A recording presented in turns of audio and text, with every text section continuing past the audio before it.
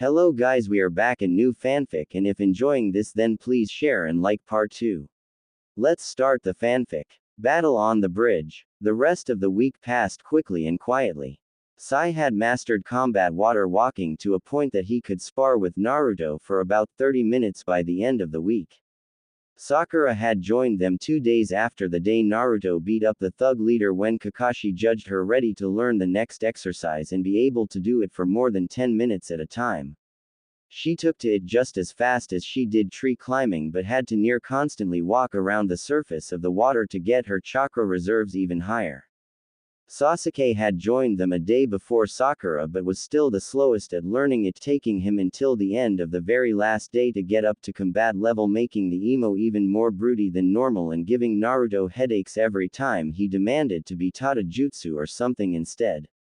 Now it was the night before they were expecting Zabuza to show up. Following Kakashi's advice, Tazuna had already told the workers to not show up the next day, and the genin were showing signs of nervousness and anxiety. Well, Sakura and Sasuke were. Sai looked as cool as he always did, but Naruto blamed that on the route training he had been given. After dinner, Naruto had taken Inari outside and the two were now sitting on a dock looking out across the water. As the two stared at the reflection of the moon with their knees to their chests, Naruto glanced over at Inari and reached into his kunai pouch. Handing the throwing knife to the kid who looked at him in curiosity, he said, "Here, use this if things get rough tomorrow. I'll leave some clones that should handle anyone who gets close, but it's always better to have a backup plan. Make sure you keep that on you at all times, alright?" Inari nodded and accepted the blade, staring at it for a minute before putting the blade in his pocket. As he stared out at the water again, he said, "Thanks, Naruto." Naruto rose an eyebrow and said, "For what, Inari?" Inari looked back at Naruto and said, "You were right. I've been nothing but a big baby ever since I lost Dad. But now I plan on changing that." Naruto smiled and ruffled the younger boy's hair and said, "I'm sure you will, Inari." Scene change. Next day, Tazuna's bridge. As the Leaf Nin along with Tazuna came upon the bridge, they saw mist that was thicker than usual clinging to it, blocking their view of the end of the bridge. Naruto had already informed Kakashi that Zabuza had been in the area, and the older Nin had ordered Naruto to dispel the clones so that way they could draw Zabuza out. "Looks like the party's about ready to start," Naruto said, earning a nod from Kakashi. Turning to his students, he said, "Don't leave Tazuna's side." Getting nods from the genin, the group began walking through the mist. Once they were halfway down the bridge, Naruto held up a hand, stopping everyone, and called out in a sing-song voice, "Oh Zabuza! Where are you? Come out wherever you are." As everyone besides Kakashi, who simply rose an eyebrow, stared at him, a dark chuckling echoed around the area before the mist died down a little, revealing two figures in the mist. "Why did you have to tell the bridge workers not to come today?" "I was looking forward to having some fun," said the tallest figure. Kakashi shrugged and said, "Sorry, but I think the workers preferred having all of their body parts remain connected to each other." Naruto meanwhile was staring at the smaller figure, who turned his head slightly so that it seemed that he was looking at him as well. Naruto pondered his options since he knew who the figure was and wasn't looking forward to fighting the guy. Coming to a decision, Naruto looked at his superior from the corner of his eye and said, "Uncle Kakashi, if I take his coworker out of the equation, do you think you can hold Zabuza back for a short while without killing him?" Kakashi looked down at Naruto with confusion in his eye as he said, "Yes, but why would I do that?" "Because I plan on showing them that they're working for the wrong person," Naruto said as he continued staring at his newest acquaintance. "Oh, and how do you plan on doing that?" Kakashi asked with a raised eyebrow. Naruto turned his head to his fellow Junin and said, "We both have dealt with crime lords before. So you know that Gato's going to betray them so that he doesn't have to pay so much. I'm sure Zabuza's expecting the same thing, even if only a little. I just have to show his partner and confirm that fact. Once Zabuza knows that his employer is planning on betraying him, he won't fight anymore." Kakashi considered what the blonde said. On one hand, it could actually make Zabuza drop his mission. On the other hand, the man might not believe Naruto and just continue attacking. Either way though, Zabuza's partner would not be there to back the man up. Sighing, Kakashi nodded to Naruto, who closed his eyes and concentrated as he began opening the water gates to the dam that held back his chakra. As Zabuza felt the chakra presence in the younger Junin rise, he growled out, "Haku, get ready." Yes, Zabuza-sama. No one was prepared though when Naruto's chakra presence spiked to unbelievable levels, causing a large and very visible pulse of chakra to expand from his body, pushing the mist away and revealing the blonde coated in a blue shell with his hair blowing around like he was in a wind that only blew around him.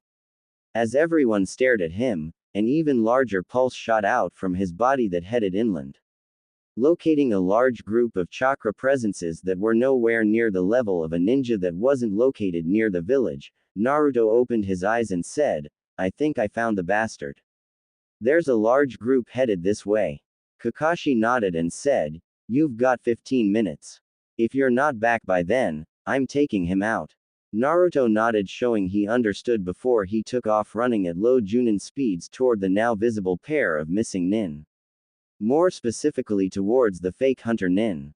Said nin stiffened in preparation before Naruto disappeared halfway to him. Less than an instant later, the masked figure vanished as well.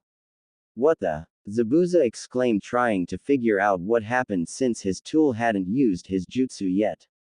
Kakashi simply chuckled and said, "Don't worry, Naruto is simply taking him somewhere private so that we can have a rematch without interference from either side this time." Zabuza HMPHED at this and said, "It doesn't matter. I had planned on Haku fighting him anyway." "Well then, shall we get started?" Kakashi asked as he rose his headband, revealing his Sharingan eye. "Let's," Zabuza said as mist began building again. As the mist closed in, everyone heard Zabuza's disembodied voice saying, "This time will be much different, Kakashi." Scene change. Tazuna's house. The two clones stationed at the bridge builder's house felt the pulse shoot out from the original and both saw two figures heading their ways with swords strapped to their waists in the range that the sonar was usually used at. Frowning, one of the clones began walking toward the forest where the two swordsmen were and said, "I'll handle this." He was stopped by the other clone grabbing his shoulder. Turning to his comrade in confusion, the first saw the second look towards the house. "Let's see how he handles this. We can step in before it gets out of hand." The first clone considered for a moment before nodding. The two clones then went around the house to wait. 10 minutes later, Inari was helping his mother in the kitchen when they heard the sound of wood being sliced apart. Both of their eyes widened when the two swordsmen stepped into the kitchen. "Those are the men who killed Dad," Inari thought as a similar thought ran through Tsunami's head. "Hey, looky here, aren't you a cute one?" One of the swordsmen who was bald said. "Hey, I didn't know the old man had a grandson. Oh well, just one more thing I can cut up." The other one, who was wearing a cap over his silver hair, said, looking at Inari. Inari swallowed before he remembered what Naruto had told him that night at the table. Stepping in front of his mother, he pulled out the kunai Naruto had given to him and held it in a reverse grip like the blonde had told him, drawing raised eyebrows from the two swordsmen. "I'm not going to let you hurt my mom. You took my dad, I'm not letting you take her," Inari said with a lot more confidence than he felt. "Hey, look at this kid. He actually thinks he can stop us. Let's show him how wrong he is," the bald man said as both took a step forward and began to draw their blades. Their hands had only reached their hilts though when both felt cool metal against their throats. Inari and Tsunami's eyes widened when the two clones seemed to appear out of thin air behind the swordsman with their kunai already out in reverse grips and in position. "Maybe he is not ready yet," the first clone started. "But he is on the right track." The second finished before looking at Inari and nodded. Inari returned the nod as he sighed in relief before the first clone said, "So you're the guys who killed Inari's father, huh? Normally we would just kill you and be done with it, but I think it would be better to let the villagers give you a trial and let them serve justice." Both swordsmen then fell unconscious due to the clones slamming the rings of their kunai against their foreheads faster than anyone could see. As the first clone began tying the two up, the second walked over to Inari and ruffled the kid's hair as he said, "Good job, Inari." "Thanks, Naruto," Inari said before looking down and said, "But I was so scared, I really thought they were going to kill me before you appeared." The clone smiled and said, "It's alright to be scared, Inari. All humans are at one time or another. But like pain, it's what you do when you experience it that makes a difference. Bravery isn't the absence of fear. It is when you overcome it. And today you took your first step in doing so. Now come on, we have to get these two to the proper authorities and we don't want to leave you or your mom alone." Inari nodded as the first clone picked up the swordsman in fireman lifts and followed the others as they led the way to the village. Scene change. Gato's dock 30 seconds after second pulse. Haku suddenly reappeared stumbling in front of a dock that held a large boat that belonged to Gato. He shook his head from the disorienting effects of being grabbed and then rushed to another place so far away in almost as little time as the blink of an eye before the boy noticed where he was. Looking around at the dock, he thought, "What am I doing here? Better yet, where's Naruto?" He was brought out of his thoughts when he heard the sound of a lot of people moving on the path through the forest, making no attempt whatsoever to hide their passing. Turning around to look, he saw a bunch of people walking down the path with Gato at its head. The man sneered and said, "What are you doing here, brat? I would have thought you would have been with that wuss Zabuza. Oh well, this just makes things easier. Might as well start with him, boys." The crowd gave a cheer as they started advancing. Haku frowned behind his mask and said, "What is the meaning of this?" Gato laughed and said, "Isn't it obvious? I never planned on paying your baby of a master. It's much cheaper to hire these thugs to take you out once the job is done. Still, like I said, since you're here, we might as well get started. Consider this payback for breaking my arm, you brat." Haku stiffened and was about to reach for his Senbon needles when he heard a disembodied voice say, "Yeah, I don't think so," causing everyone to stiffen. A second later, all of the thugs suddenly all fell to the ground as one, as if some grand puppet master had got tired of using all of them. Gato's eyes widened as he saw that each thug had a hole in the back of their head with blood slowly seeping out. Haku himself was sweating nervously behind his mask as he thought, "That could have been me and Zabuza-sama." Naruto suddenly appeared in front of the midget, scaring him even further as he grinned before leaning in and said, "Boo," in a dark voice. "Ah!" Gato yelled out in fear as he fell on his butt and did his best to get as far away from the blonde by crawling backwards with one of his arms in a cast. Naruto smirked at this and said, "You've been a bad boy, Gato. Driving people to the brink of their existence just to satisfy your own greed. It's time for you to be judged. No, please, I'll give you whatever you want. Money, women, land, whatever you want," Gato said in fear as he continued to crawl away from the blonde who had begun taking small steps toward the crime lord while Haku merely stood watching. "Whatever I want," Naruto mused before saying, "All right, I'll let you live if you give me one thing." Gato's eyes showed his relief as he said, "Of course, whatever you want." Naruto's eyes hardened and he said, "I want you to bring back Inari's father and everyone else you killed." Gato's eyes widened even further than before. Just as he began stuttering a response to the demand, Naruto disappeared and Gato's head separated from his neck as Naruto reappeared behind the body with it in one hand and a kunai with wind swirling around in his other. Naruto spat at the body and said, "He got off easy in my opinion." "Don't you think so, Haku?" Haku jerked and said, "You knew?" Naruto nodded and said, "Since I spotted you leaving Gato's base that day. Come on, let's go tell Zabuza that his contract is over." Haku nodded and Naruto disappeared.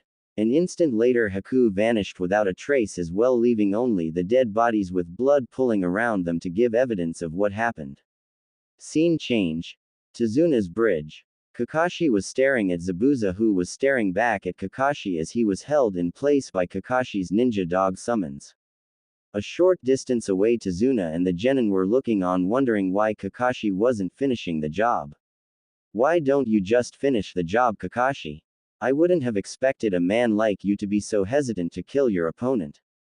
Kakashi shrugged and said, just waiting for Naruto and your partner to get back.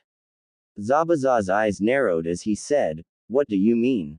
Kakashi was saved from having to answer when everyone heard a voice say, dang Uncle Kakashi, when I said hold Zabuza up for a little bit, I didn't mean literally. Everyone looked past the two figures where Naruto was standing beside Haku, who was shaking his head from the sensation of being transported so far so fast a second time. Everyone's eyes were then drawn to the head in his hand as it dripped some blood onto the bridge. Sakura's hand instantly went to her mouth as she tried to keep her breakfast down, while Tazuna and Sasuke had similar problems but were handling it better. Sai merely raised an eyebrow at the sight.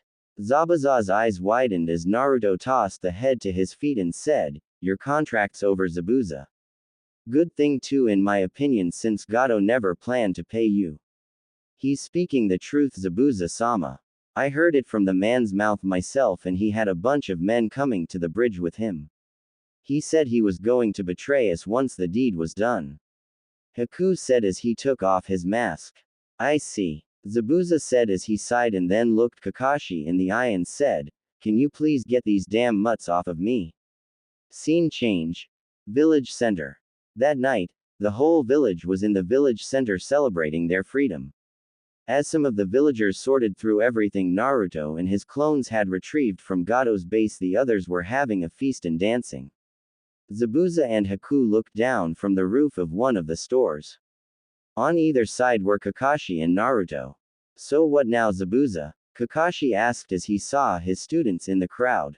Sakura was fully enjoying the atmosphere while Sasuke watched the activities dispassionately while Sai was off to one side drawing. Not sure. I guess it's back to the road for me. Zabuza said. You could always join the Leaf. We could put in a good word with the Hokage. Naruto said as he watched the people below him.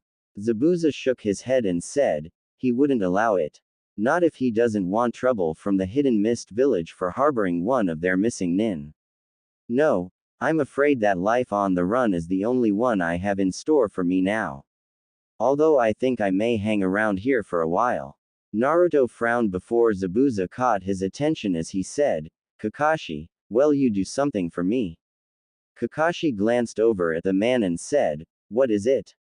I want you to take Haku back to the Leaf with you. He's not an actual missing nin, so your Hokage should be able to let him in. Haku's eyes widened and he said, Zabuza-sama. Zabuza turned to the boy he secretly thought of as a son and said, listen to me, Haku. I don't want life on the run to be the only thing that defines your life. It'll be better for you if you had a place you can call home and not have to constantly worry about Hunter Nin. But, Haku started before Zabuza held up a hand and said, but nothing, kid. You've served me well, but now it's time for you to find your own dream. Haku began to tear up before Naruto put a hand on his shoulder, causing him to look at him as he said, I'll make sure he's taken care of. Zabuza nodded and said, thanks, brat. Scene change. 3 days later. It didn't take long for the bridge to be completed now that all of the villagers could help without needing to fear for them and their families' safety. Once it was time for the Leaf Nin and Haku to head home. As the small group stood at the foot of the bridge with the village in front of them, Tazuna stepped forward and said, thank you for everything you've done for us. It was our pleasure. Kakashi said as he shook the hand the bridge builder offered him. Zabuza then stepped forward and placed his hand on Haku's shoulder and said, grow strong, Haku. Haku nodded and said, I will, Zabuza-sama. Naruto noticed Inari crying and stepped over to the boy and ruffled his hair. I promised myself I wouldn't cry ever again. Inari said as he looked down. Naruto smiled and said, it's alright to cry, Inari. Crying when someone says goodbye is just a way to show the bond you have with that person. Take good care of everybody, alright? Inari nodded and Naruto rejoined his group as the rest said their goodbyes before turning around and began walking across the bridge. One of the villagers looked thoughtful and said, By the way, what are we going to call the bridge? Tazuna rubbed his chin in thought and said, how about the Bridge of New Beginnings? Sounds good to me, Inari said, drawing agreement from the others. Forest treetops en route to the Hidden Leaf Village. Naruto shot through the trees beside Kakashi with Team 7 behind them. On Naruto's other side, Haku looked like he was on autopilot as he silently jumped from branch to branch. As the air whistled from the shinobi's passage, Naruto considered how he was going to watch over Haku when he joined the Leaf ranks like he promised Zabuza. The old man he wouldn't have a problem with. It was the council that Naruto was worried about. Knowing the civilian side and some of the shinobi members, they would most likely try to force Haku to form his own clan, and there was no way Naruto was going to let them push Haku around just so that they could get a bunch of ice-wielding shinobi in the future. He'd rather tell the entire Hidden Stone village about his heritage than let a friend of his be manipulated like that.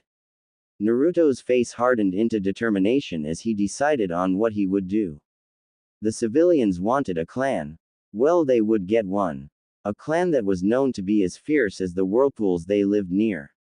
It was time for Naruto to remind the council of the alliance the village had made with his mother's homeland. Kakashi noticed Naruto's expression change out of the corner of his eye.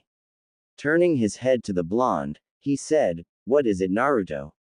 Naruto waited until he had shot off the next tree branch before saying, "You know they're going to try and force Haku to make a clan, right?"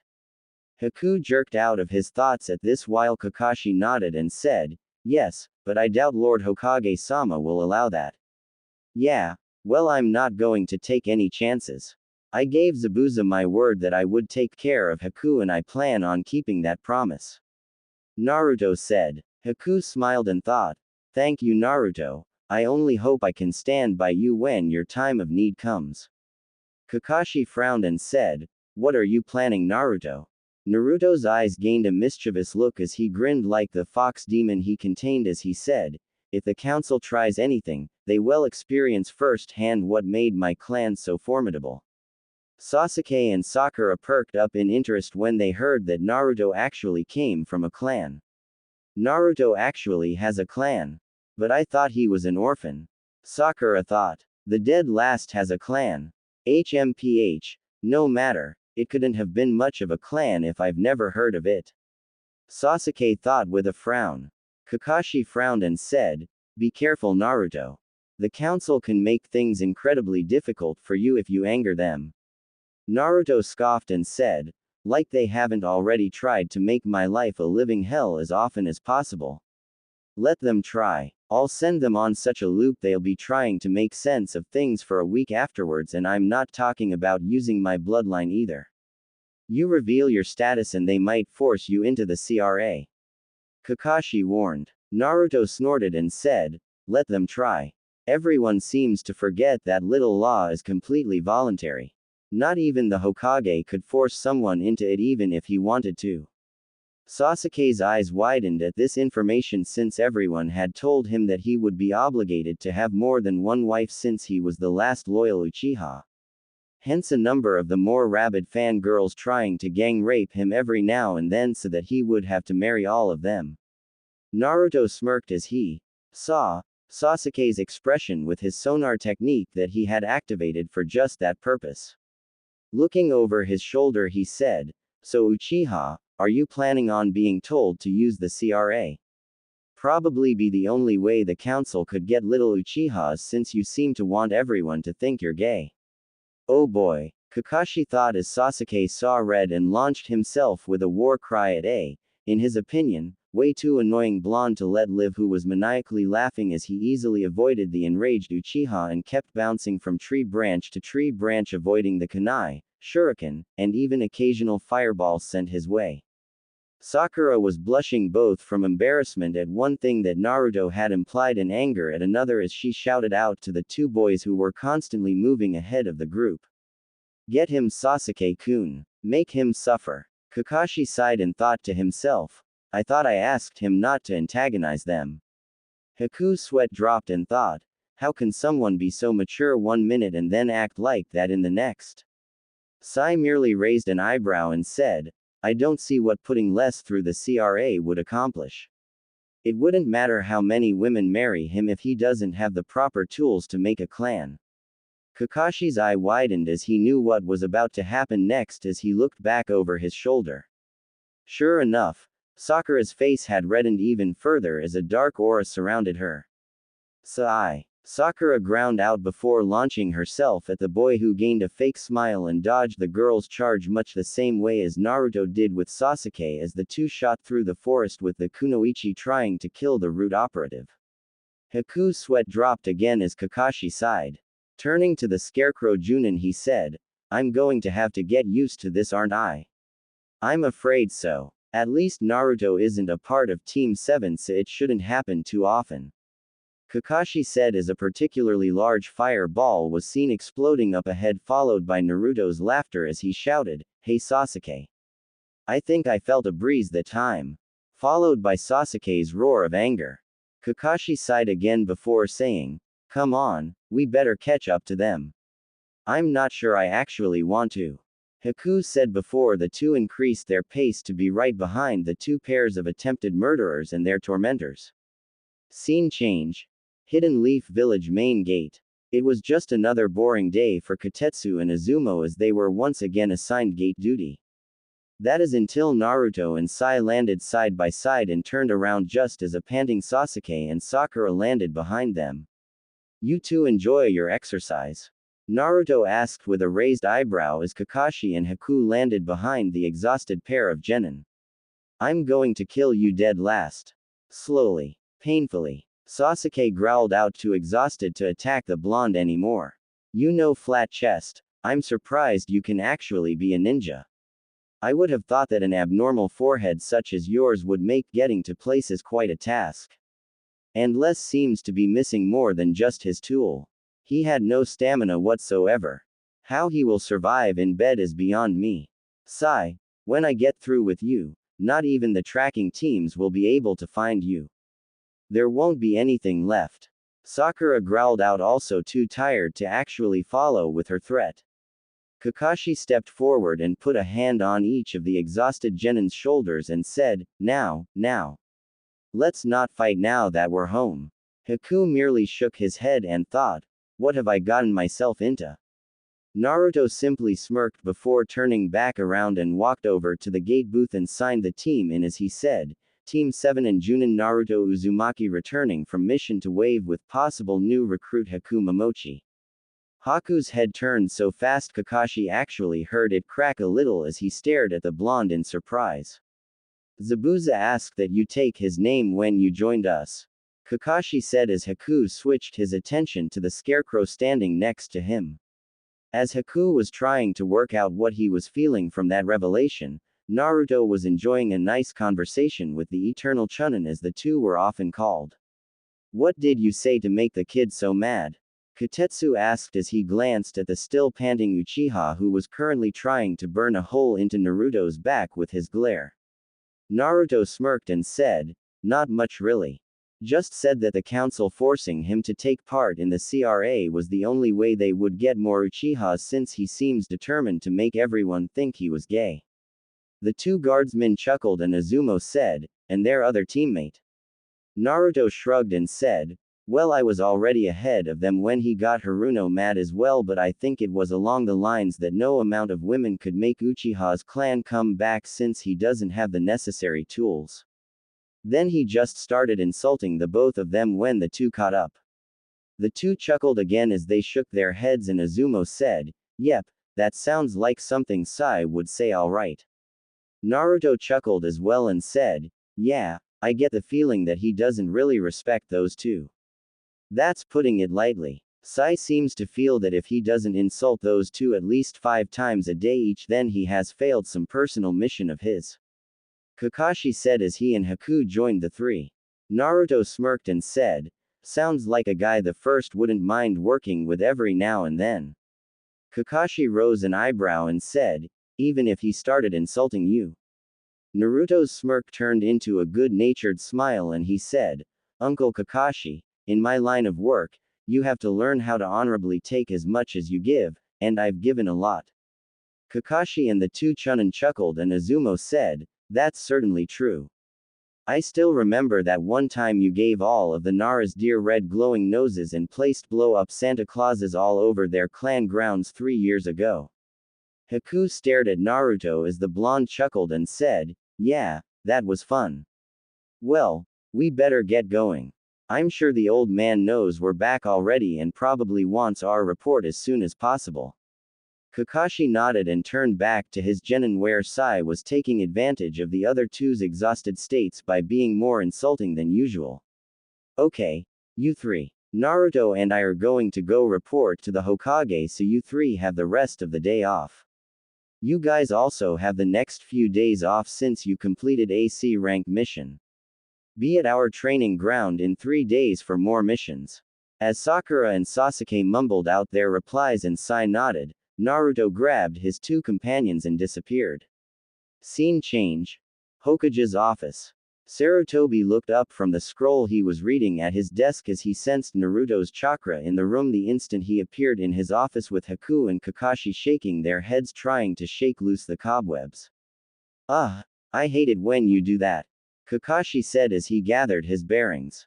"Agreed," Haku said. Sarutobi rose an eyebrow and said, "Nice to have you back, you two. Now, as much as I'm interested in who this young man is, Sop demands that I hear out your report first, so could you please tell me how your mission went?" The two Junin nodded and Kakashi began giving their report with Naruto interjecting here and there where he was more involved. Once the report was finished, Sarutobi sighed and placed his arms on his desk and leaned forward to study Haku, who did his best not to fidget as he became nervous from the man's stare. "So Zabuza asked you to bring his apprentice into our ranks?" The two nodded and Sarutobi sighed again and said, "If this was almost anyone else we were talking about I wouldn't have a problem with it, but considering that man's history." Naruto stepped forward as the old man trailed off and said, "Hokage-sama, what is the one thing that you said was my greatest strength?" Sarutobi could tell how serious Naruto was about this, seeing as he had used his formal title, and as he focused on the blonde decided to be straight to the point as well and said, "Your ability to judge people." He sighed again before continuing, "Very well, Naruto, I'll accept Haku into our ranks, but you will be held responsible for him. Am I understood?" Naruto nodded and said, "Crystal, sir." Sarutobi nodded as well and focused back on Haku and said, "Now then, Haku, if you're going to be joining the ranks of my ninja, I need to know just what exactly you can do." Haku nodded and said, "I have a bloodline that allows me to naturally mix wind and water natured chakra into ice natured chakra. I know various D to B ranked water jutsu, although I primarily use ice jutsu. My strongest jutsu is one that surrounds my opponents with a dome of ice mirrors that I can travel through at speeds that are the faster than most high-level Junin. I am highly accurate with Senbon needle and have a vast knowledge of medical first aid and how to use herbs effectively in making medicine." "I see. Well, it's nice knowing that I'll have another shinobi who can help out in the field if his comrades are injured, but you having a bloodline may prove to be a bit of a problem in the near future," Sarutobi said as he felt a headache coming.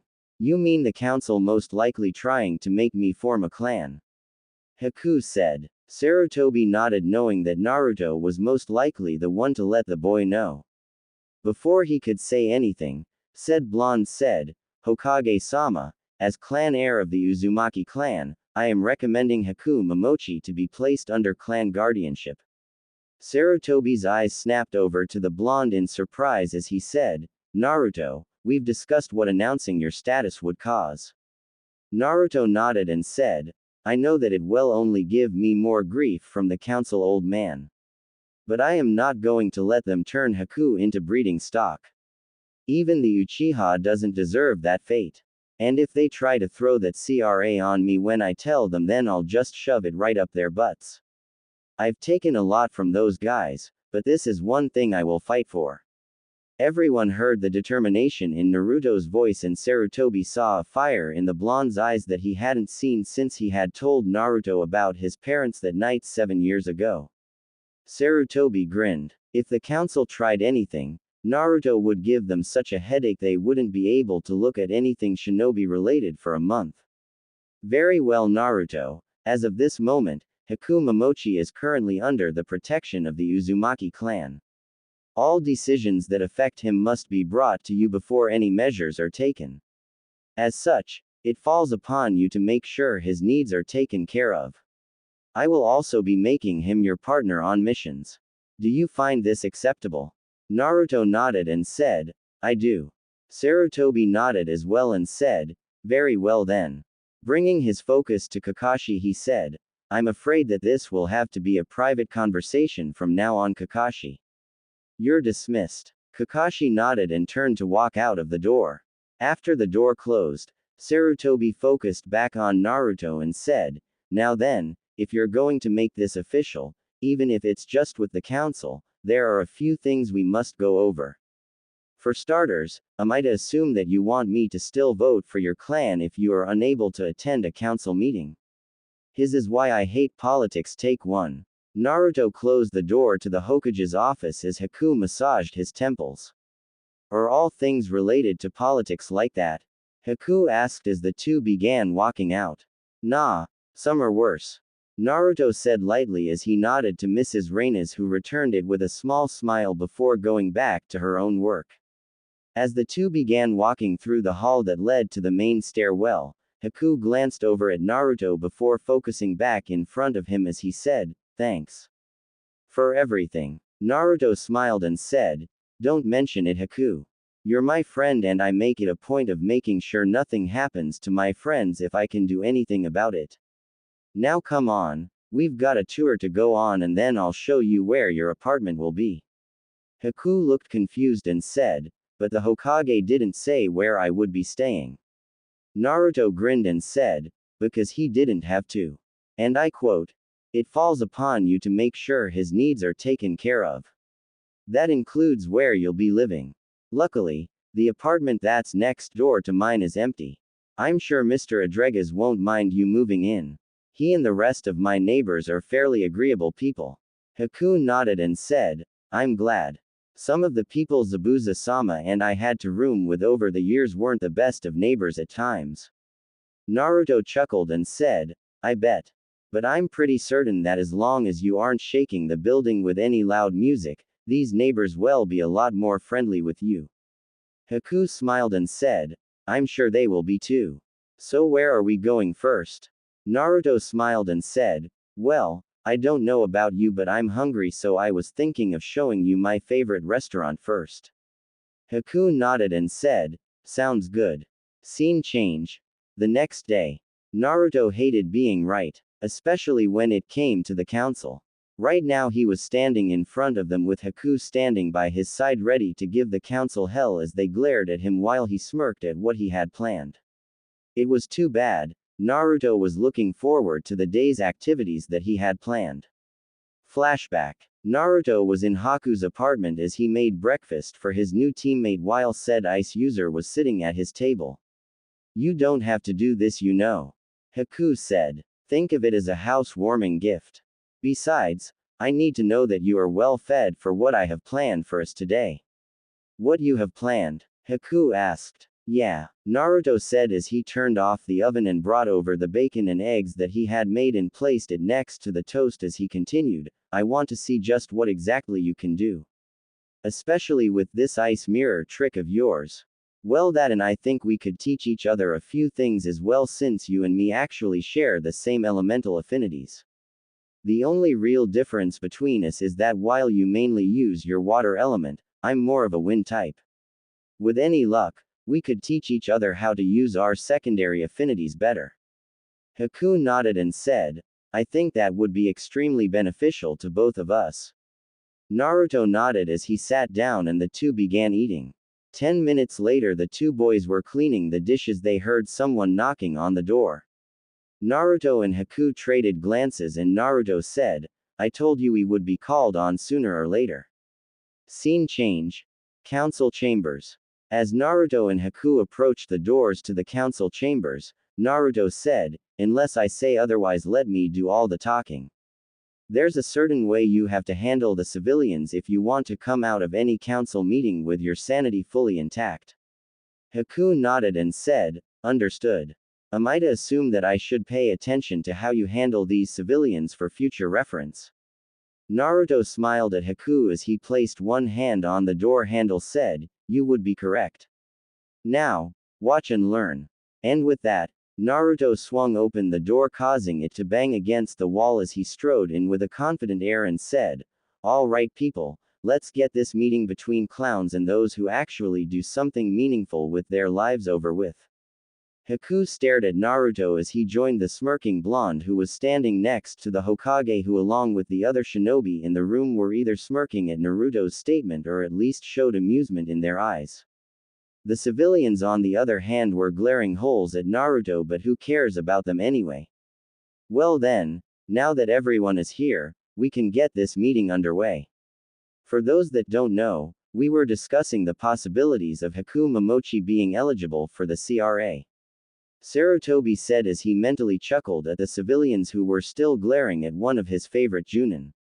Now hold on. One of the civilians said as he stood up and pointed an accusing finger at the blonde. What is the I mean brat doing here?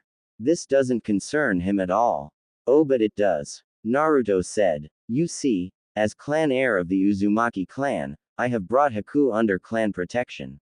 Therefore, any decisions that affect him must be brought to my attention before anything can be finalized.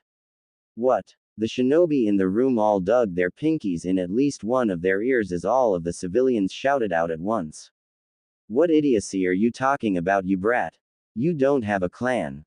One particularly nasty civilian asked.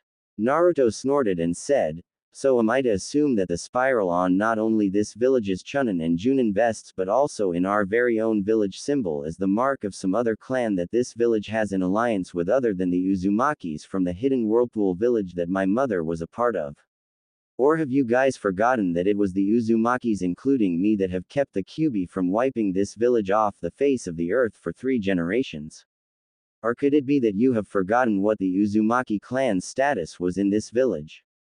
Need I remind you that my great-grandaunt, Mito Uzumaki, was the wife of the first Hokage? I know Naruto is somehow related to her, but I don't know the actual lineage. Haku's eyes widened as the implications of what Naruto just said settled in her mind. Meanwhile, the civilians and even some of the shinobi's eyes had also widened and most of them were stuttering. Naruto decided to build on his momentum and said, you people seem to forget that I was chosen to be the prison of the Kyuubi for a reason. We Uzumakis are the only ones who can without a doubt fully contain and control a biju once it is sealed inside of us. And yet you constantly mix me up with the damn fox and do your best to make my life a living hell. Well, I draw the line when you mess with people that are my friends and under my protection. You want a clan? Well, you got one now. As of this moment, I declare the Uzumaki clan to be properly secured and am reclaiming my council seat. The civilians erupted into shouting as the shinobi side all leaned back in their chairs and shook their heads. Most of them had known something would cause Naruto to snap for a while now. After all, a person can only take so much and the Uzumakis were known for being fierce warriors. Add the fact that they were just as fiercely loyal to those they called friends and you had someone who was going to most likely make the civilians' lives hell from this period on. Am I to assume that you agree to partake in the Clan Restoration Act Uzumaki? Danzo asked from his seat, drawing everyone's attention again. Hell no, Naruto said. You guys seem to have also forgotten that that thing is completely voluntary. There is no way I'm going to allow anyone to chain me down in some political marriage, and in my opinion anyone else that does is certifiably insane. I refuse to let myself or anyone else that I care about to become some glorified breeding stock for someone who just wants to increase their standing. Now if you'll excuse me, I have more important things to do than waste my time dealing with you, so can we please go? Before the civilians could sputter out a response, Sarutobi said, meeting adjourned. Thank you, Naruto said as he nodded to the old man before he and Haku disappeared. Scene change. Hokage Monument. Naruto and Haku reappeared in the blonde's training ground. Shaking his head, Naruto said, this is why I hate politics. Everyone is scrabbling to get the bigger bone and get such big heads that it's a wonder their backs don't snap from the weight. That was very interesting how you handled that situation, Naruto-sama. Haku said as he once again tried to get over the effects of being transported so far and fast under someone else's power. Yeah, well, hopefully we won't have to deal with them again for a few more days.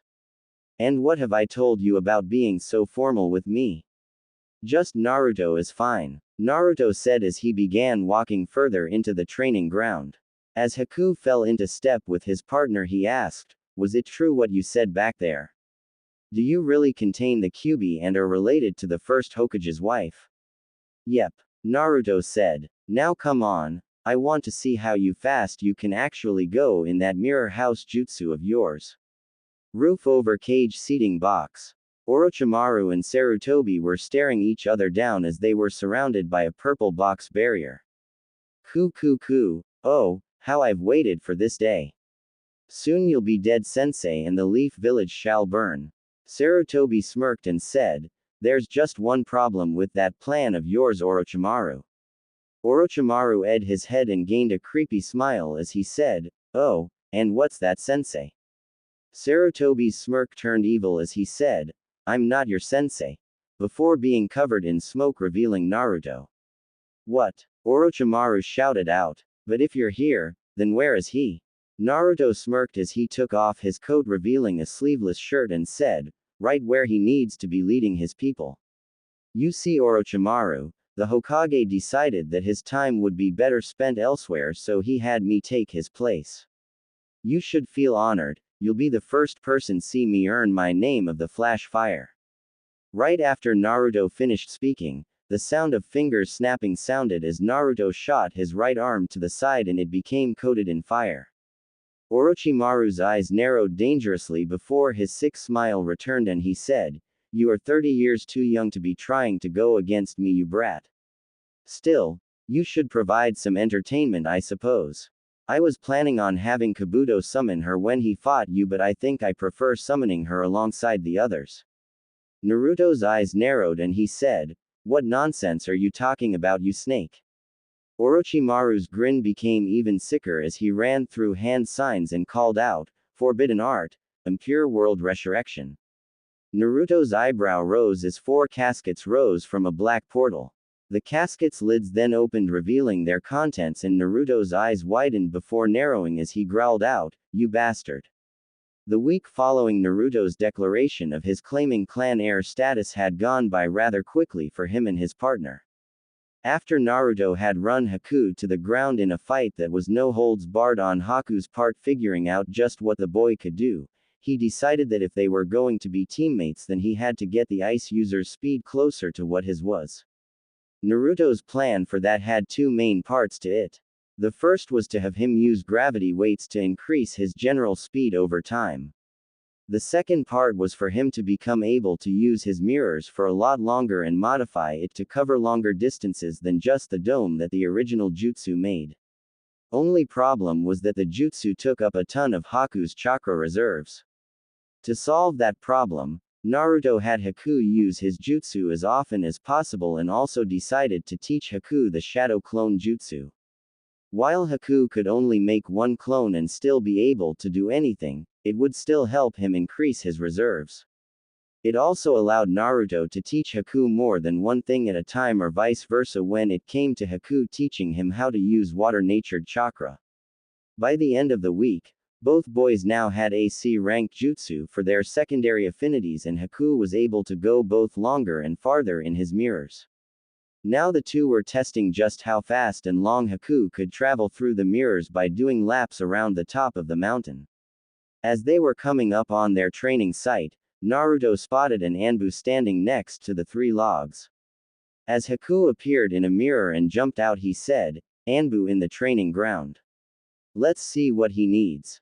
Haku nodded and the two shifted their course to land in front of the Anbu. Once they landed, the Anbu spoke short and to the point. "Uzumaki-san, the Hokage wishes to speak to you and your partner." As soon as Naruto nodded, the Anbu disappeared in a sunshine. Naruto glanced over at Haku, who simply sighed before the blonde disappeared, with Haku vanishing as well an instant later. Scene change. Hokage's office. Sarutobi looked up from the book he had been reading while his shadow clone worked on paperwork as he sensed the two boys appearing in his office. Haku shook his head as he usually did but didn't say anything, since Naruto had told him that he was going to have to get used to those speeds if they were going to be partners.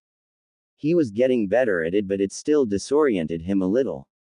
"You wanted to see us, old man?"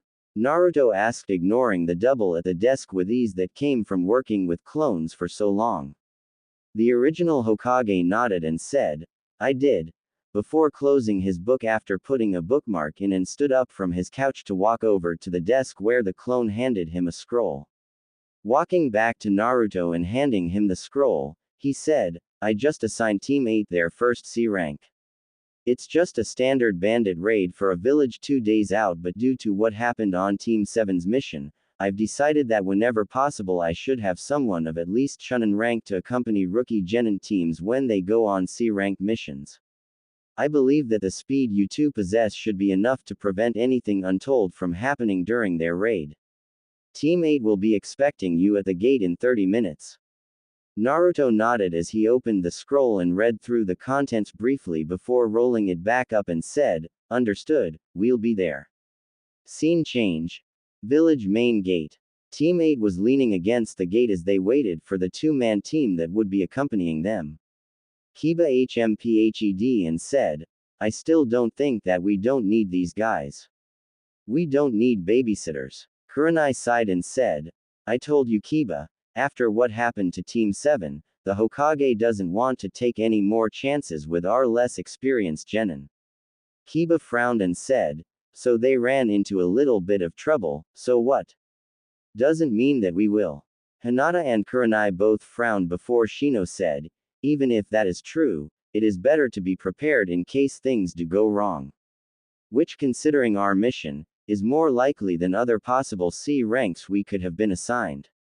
I'd listen to your teammate if I were you, Inuzuka. You never know when things could spiral out of control." Team 8 glanced over to where the voice came from and saw Naruto with someone they had never seen before walking towards them. Hinata instantly saddened, thinking that Naruto had found someone else besides her. As Naruto and Haku joined them, Naruto nodded to Kurenai and said, "Kurenai, it's good to be working with you again." "Likewise, Uzumaki," Kurenai said with a small smile. She then glanced over at Haku and Naruto followed her gaze before saying, "Oh, where are my manners? Allow me to introduce Haku Momochi, my partner. Haku, this is Kurenai Yuhi, the Hidden Leaf's resident Genjutsu mistress, and her team, Hinata Hyuga, Shino Aburame, and Kiba Inuzuka." Shino and Hinata gave nods when introduced, which Haku returned. Kiba of course decided to try and flirt with Haku in his unrefined way. Walking over to Haku, he said, "Hey there, want to get something to eat after the mission?" Naruto shook his head and said, "Inuzuka, you do realize that Haku is a boy, right?" Kiba's eyes widened as Haku chuckled. Kiba opened his mouth to say something but only sputtering came out. Hinata let out a small sigh of relief, which Shino caught but didn't comment on. Kurenai meanwhile was frowning and said, "Momochi, you wouldn't be related to Zabuza Momochi, would you?" Haku shook his head and said, "Not by blood. But I was his apprentice before he requested Naruto-san and Kakashi-san to take me back to the Leaf when they finished their mission in Wave. He requested that I take his last name when I joined the Leaf." Kurenai nodded and said, "I see. Well, now that introductions are over with, I believe we should be going." Naruto and Haku nodded and Naruto said, "Agreed." Turning to the genin, he said, "Don't worry, Inuzuka, you won't even notice we're there once the fighting starts unless you guys get in trouble." Kiba glared at the perceived insult, but the other two simply nodded before Kurenai took off into the trees with the others right after her. Scene change. Next day en route to Client Village. Kurenai was once again in the lead position as her team followed with Naruto and Haku on either side and a little behind the genin as they traveled in a standard versus formation with Kiba and Akamaru at the point and Shino and Hinata behind him. As he landed on a branch and shot off, Naruto sent out a light chakra pulse like he usually did when traveling at slower speeds and noticed Hinata's Byakugan active again. Naruto shook his head and thought, she's been activating that thing near constantly now. She's lucky I've been limiting how strong my pulses are or I would have blinded her the first time she did. Naruto waited until both he and Hinata were once again in the air and said, "Something the matter, Hinata?" Hinata flinched before looking over her shoulder at the blonde and said, "And no, what makes you think something's the matter?" "Because you keep on using your Byakugan." "So what's wrong?" Naruto asked. "And nothing, I just don't want to be caught by surprise in case we run into an ambush," Hinata said with a small blush growing on her face. Kurenai meanwhile had a small smile while Kiba was frowning. Naruto rose an eyebrow and said, "If you say so. Although I'm pretty sure that we don't have to worry about that just yet. Tell you what, turn off your Byakugan for a minute and I'll do a full scan on the area we're in." No, he's not completely oblivious like Canon, he's just giving her a way out. Hinata slowly nodded and turned off her Byakugan as she looked back forward as Naruto gathered his chakra for a moment before sending it out in a visible pulse that would travel further than a normal chakra pulse. After a minute of letting the pulse turn into a steady field and doing a thorough scan of the area, Naruto let the chakra dissipate into the air and said, "All clear, nothing in a 100-yard circle except for some forest animals." Hinata nodded without looking back and thought, "Now what do I do?" 5 minutes later, Hinata had finally gathered enough courage to say, Naruto." What is it, Hinata?" Naruto asked as he focused on the girl again. Well, I wanted to say thank you for the advice you gave me back at graduation. It really helped." Naruto smiled and said, "Don't mention it, Hinata. And my offer from then still stands as well. You ever need any help with anything, just come to me and I'll help any way I can." Hinata nodded as well as a small blush made its way across her face. Luckily for Hinata, Naruto was behind her and didn't see it. Scene change. Forest just outside of Client Village. The meeting with the village's mayor had gone fairly smoothly. He had told the shinobi that the bandit raids had always come from the east. Unfortunately, the bandits would sometimes kidnap some of the women, so there was the possibility of there being a hostage situation, which made Naruto a bit nervous. In the past, whenever Naruto did a bandit raid, it was over nearly before it began, since Naruto would use his bloodline to take all of the bandits out at once, not giving them a chance to even recognize they were under attack, which meant they couldn't try and play the hostage game with the blonde. But this wasn't Naruto's mission to complete, it was the genin of Team Eiza. He, Haku, and even Kurenai were simply there to supervise and step in if things got too far out of control. And unfortunately those three were doing this sort of thing the first time. Naruto glanced at the three who were studying tracks from the most recent bandit raid and figuring out where they needed to go. From what he could tell, they were doing a good job figuring out how many bandits there were and how many people were taken. He just hoped they would do just as well when under pressure. Haku stepped over to his side and said, "They seem to know what they are doing." Naruto smirked and said, "They're a tracking team, I would sure hope they could find traces of a bunch of bandits passing through." Haku nodded and said, "I would hope so too." Haku then noticed that Naruto's gaze was more on Hinata than the other two. "Is there something going on between you and Hinata-san?" Naruto blinked before turning to Haku and said, "What gives you that idea?" Haku rose an eyebrow and said, "You seem to get along with her better than the other two genin." Naruto snorted and said, "That's not very hard. She was the only one to actually treat me like a human being when I was undercover to draw out that damn traitor Mizuki. Don't get me wrong, Aburame over there never picked on me or anything, but he was still indifferent." "I see," Haku said as he glanced back towards the genin who began walking with Kurenai falling in behind them. As the two boys fell in as well, he said, "So there is nothing between you whatsoever?" Naruto took a quick glance at his partner before looking forward and said, "Not that I'm aware of. I mean, I know she has a crush on me, but truth be told, I don't know if I'd ever like her that way." "Well, I guess only time will tell," Haku said, and Naruto nodded before Kiba said, "I've got a scent that's going the same way. We should be able to follow it straight to the camp." Kurenai nodded and said, "Good, lead the way. Let's try not to walk right on top of them before we have a proper plan though." The genin nodded before Kiba took point again and began running at a moderate speed with the others following. Scene change.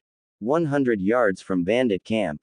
The Leaf Shinobi were about 100 yards away from the bandit camp, hiding in the trees to avoid any patrols as Hinata did reconnaissance with her Byakugan. "I see the camp. There's 15 bandits. They've got their tents in a circle with a fire in the middle. There's a few in the tent sleeping, but most are around the fire eating. There's a cage holding 10 women in the biggest tent. One of the bandits is guarding them, but he is currently sleeping." Kurenai nodded and said, "Any bandits patrolling?" Hinata shook her head and Naruto raised an eyebrow and said, "That's weird. Either they're sure that no one can find this camp of theirs or they're just plain stupid.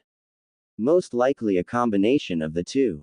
Kurenai said before turning to her students and said, "Kiba and Shino, I want you two to focus on the bandits while Hinata releases the prisoners.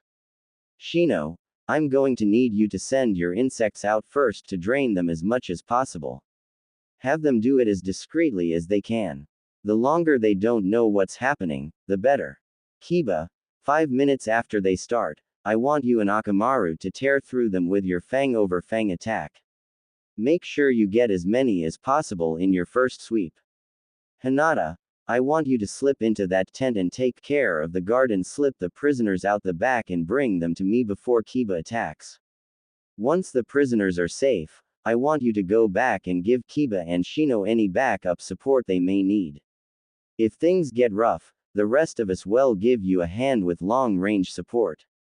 Does everyone understand?" The 3 genin nodded and the group began to prepare. Time skip 10 minutes later. Naruto looked on from his spot in the trees as he saw Shino's bugs moving along the ground like a black living carpet as they headed to the ring of tents. Once the insects reached the tents, they began spreading out, with some slipping into the tents themselves to feed off of the sleeping bandits.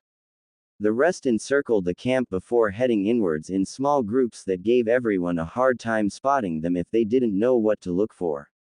Meanwhile, the bandits that were around the campfire were having a jolly good time as they ate their meals unaware of the approaching threat. Naruto frowned. The plan was going smoothly so far, but something was nagging the blonde at the back of his mind. Something wasn't right, and not knowing what it was driving the blonde crazy. Reaching to the radio that was clipped to his ear, he set it from standby receive to send and receive.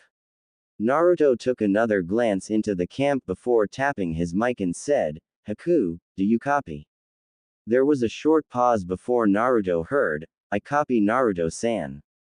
Is something wrong?" "I don't know. I just have this feeling that something is wrong. You see anything unusual on your end?" "Negative, Naruto-san. There is nothing on my end," Haku said. "This is Kurenai. I don't see anything unusual on my end either. Keep an eye open though. I don't want to be taken by surprise." "Understood," Haku said. "Roger that," Naruto said. The 3 vets then watched as twin spinning drills burst out of the woods from 2 different directions and tore through a tent, each on their way into the circle, and began tearing apart the bandits who could only stand before suddenly falling over from having their chakra eaten. The fight, if you could call it that, was over in minutes. Now none of the tents were left standing and the bandits were all sprawled out on the ground, either already dead or bleeding out from the cuts Kiba and Akamaru had given them. Said genin was currently being given the first kill talk by Kurenai while Naruto and Haku finished off the survivors. Hinata and Shino meanwhile were doing their best to not look at the 2 vets as they sealed everything the bandits had stolen into sealing scrolls. Fortunately, Naruto had already created clones to lead the women back to their village so they were spared from having to see one of the dark sides of the shinobi world. 5 minutes later, the group was getting ready to follow Naruto's clones when the hairs on said blonde's neck rose. Naruto frowned at the tingling sensation he was getting and said, "Hinata, whatever you do, don't activate your Byakugan unless I say otherwise." Hinata looked confused but nodded and said, alright Naruto. As Kurenai and Haku started looking around trying to figure out what had Naruto on edge. Naruto began pulsing his chakra out before turning to the trees behind him and said, "Alright, come on out. I already know you're there." Someone chuckled before the leaf nin heard a voice say, "Hey, good job. Most people don't sense me until I'm right on top of them, if ever." They then saw a man who was about 6'2" with spiky red hair that reached just past his shoulders and blue eyes that were just a shade darker than Naruto's walk out of the trees. He wore a shinobi's typical clothing and had a katana strapped to his back with the hilt over his left shoulder.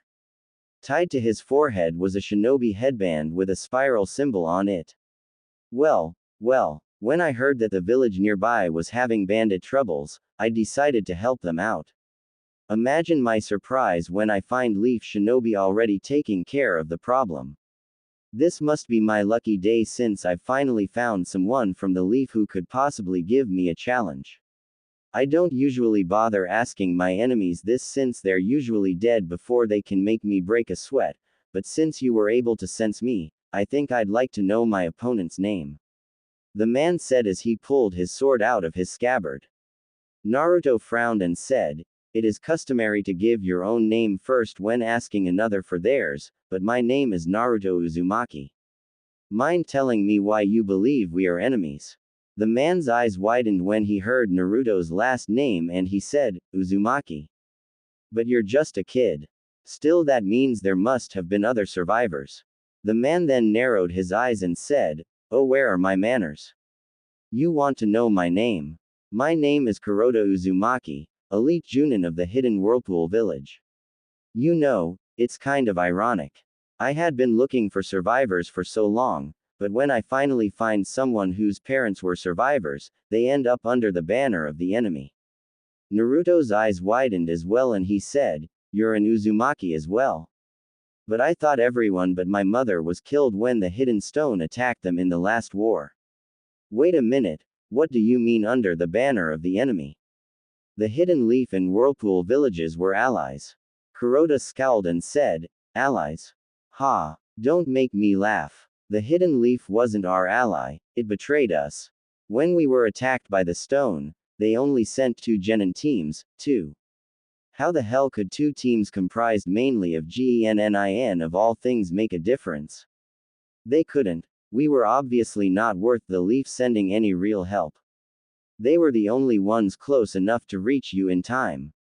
Naruto shouted at the man while everyone else was doing their best to figure out what was happening. "Man, what's going on between these two? I mean, aren't they related?" Kiba asked while the others simply shook their heads showing their own confusion. "Oh, and how would you know that? You weren't there. You weren't even born yet." Kuroda shouted right back at the blonde.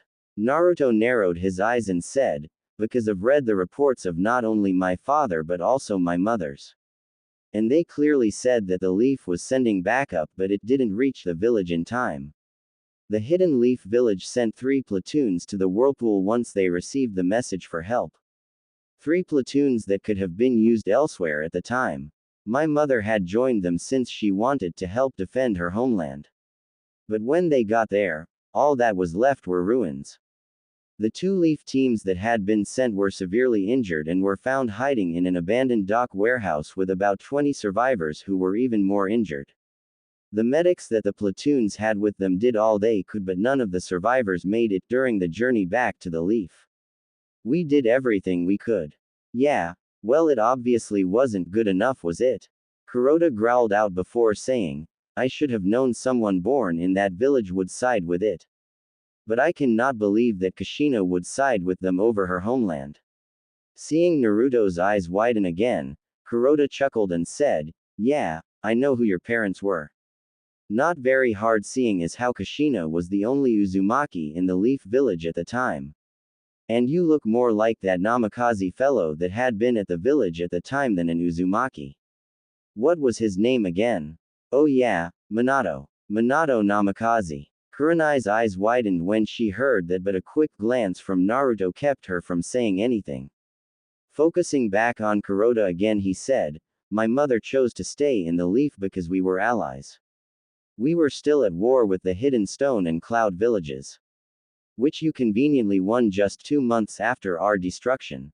I find it odd that your father was able to complete his jutsu just after Whirlpool was destroyed." Kuroda shouted out. Naruto's eyes hardened as he said, "Are you saying that the Leaf wanted the Whirlpool to be destroyed?" "Well, it sure looks that way from where I'm standing." Kuroda growled out before his hair began fluttering around like it was caught in a breeze of wind, and everyone began feeling the sensation of being in the middle of an ocean during a storm. As everyone besides Naruto started lightly shivering at the Uzumaki's presence, Kuroda said in a dangerous tone, "But it seems that talking will get us nowhere.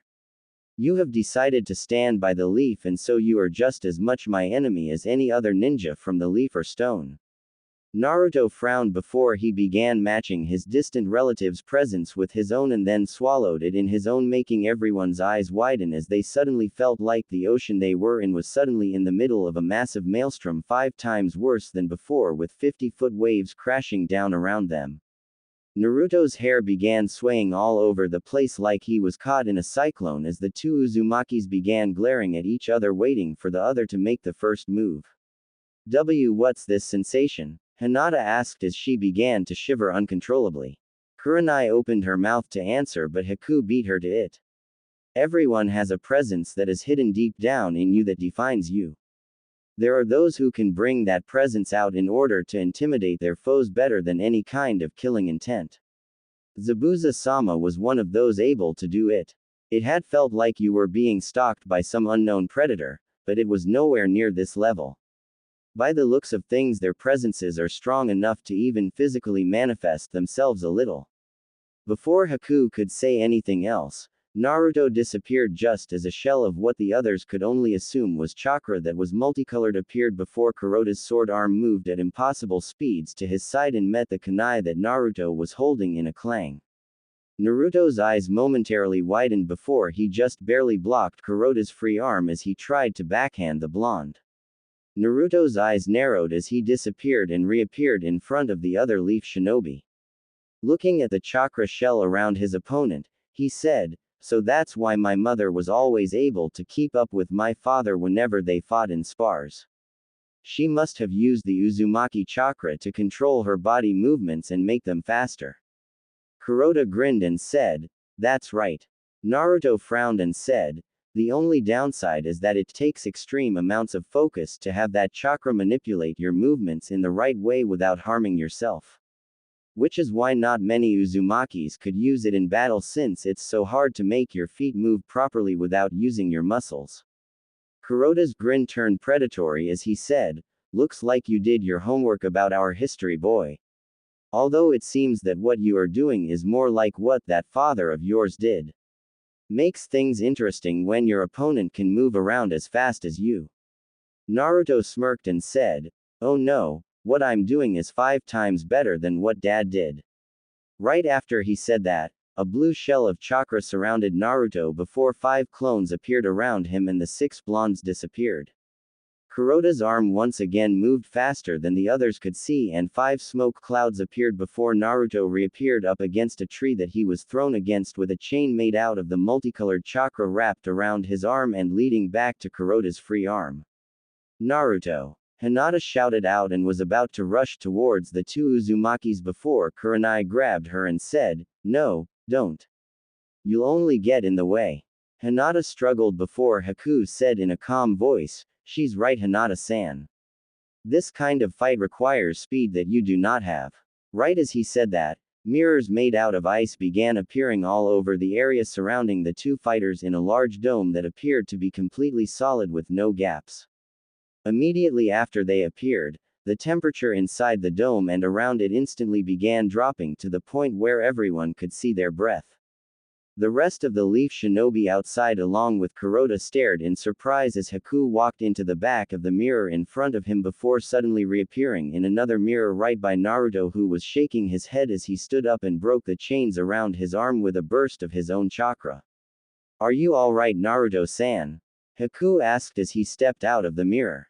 "Yeah, he just caught me off guard with those chains of his.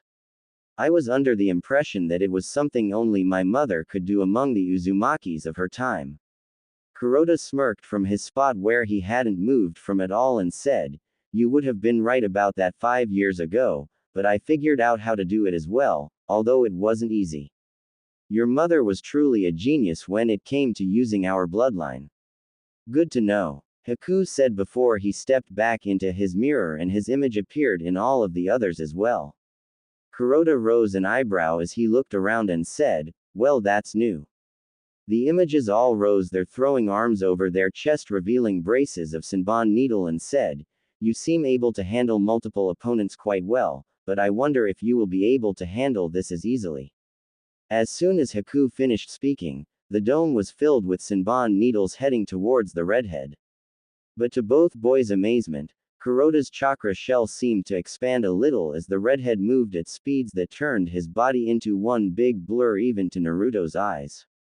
Once the barrage of needles was over, Naruto and Haku's eyes widened as they saw Kuroda standing with a grin holding a bunch of Senbon needles in his hands, with the rest being held in the air in groups by chakra strings that were connected to various points on his body. "Well now, that was interesting. If I was anyone else, I would have been a pincushion for sure. But it seems like a waste to use all those needles and not be able to use them again.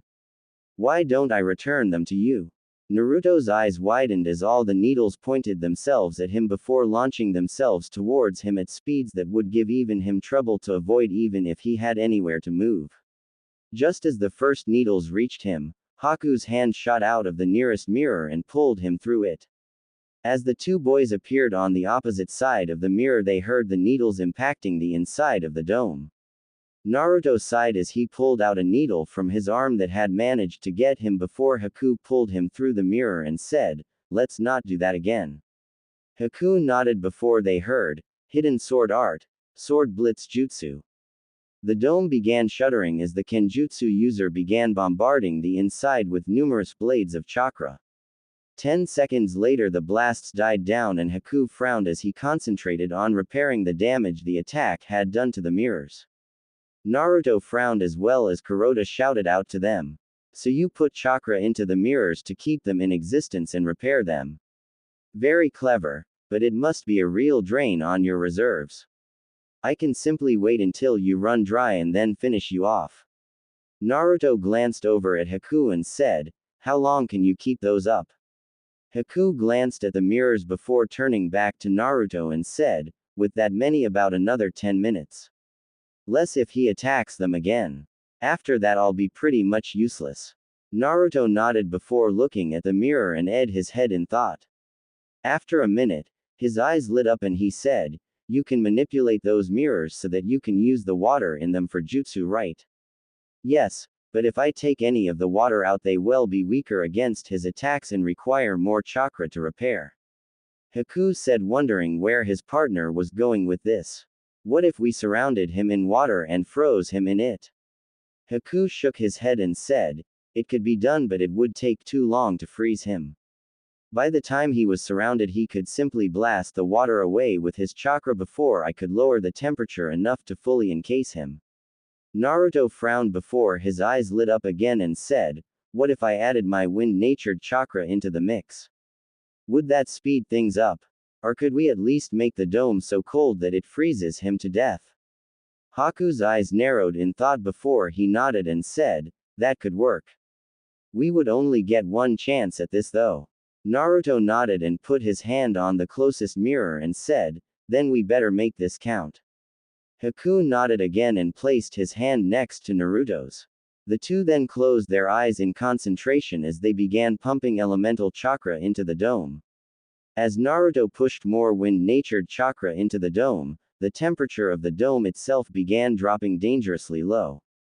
The boys only had the chakra running through their arms, moving the cold air away from them to keep them safe from frostbite.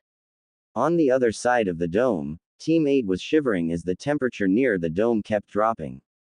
Man, it's freezing out here. What the hell are they doing in there? Kiba asked as Akamaru jumped into his coat to stay warm. They're not in the D-dome. Hinata said, stuttering more from the cold than from insecurities, and lifted the hood on her coat as she saw what was happening with her Byakugan. Naruto and Haku are on the other side of the dome and are pushing some kind of chakra into it. It's making the temperature around us drop. I can already see frost completely covering the ground inside. It's not just inside. There's some on the ground around the outside as well. Shino said as he pointed at the ring of frost that was steadily growing towards the leaf shinobi. Everyone back up. I don't know what those two are planning, but I don't want us caught in it. Kurenai said. The three genin all nodded and all four began backing away from the dome. On the inside, Kuroda was trying to use his chakra to insulate his body but was still shivering as well. The entire ground around him was covered in frost and the dome was nearly completely filled with a freezing mist. As the mist continued to fill the dome, Kuroda raised his sword into position and swung it while calling out, "Hidden sword art, sword blitz jutsu." The blades of chakra launched themselves from his sword and slammed into the dome. But to his surprise, the dome repaired itself even faster than before. He then heard his distant relative's voice drift in from outside of the dome. That's not going to work, Kuroda. It's not just Haku's chakra keeping those mirrors together anymore. Tell you what, if you promise to leave the land of fire and not attack any more leaf shinobi, we'll let you out. On the outside, Haku looked at Naruto in surprise and said, I know he is your relative Naruto-san, but is that wise? Naruto glanced over at him and said, he's family Haku.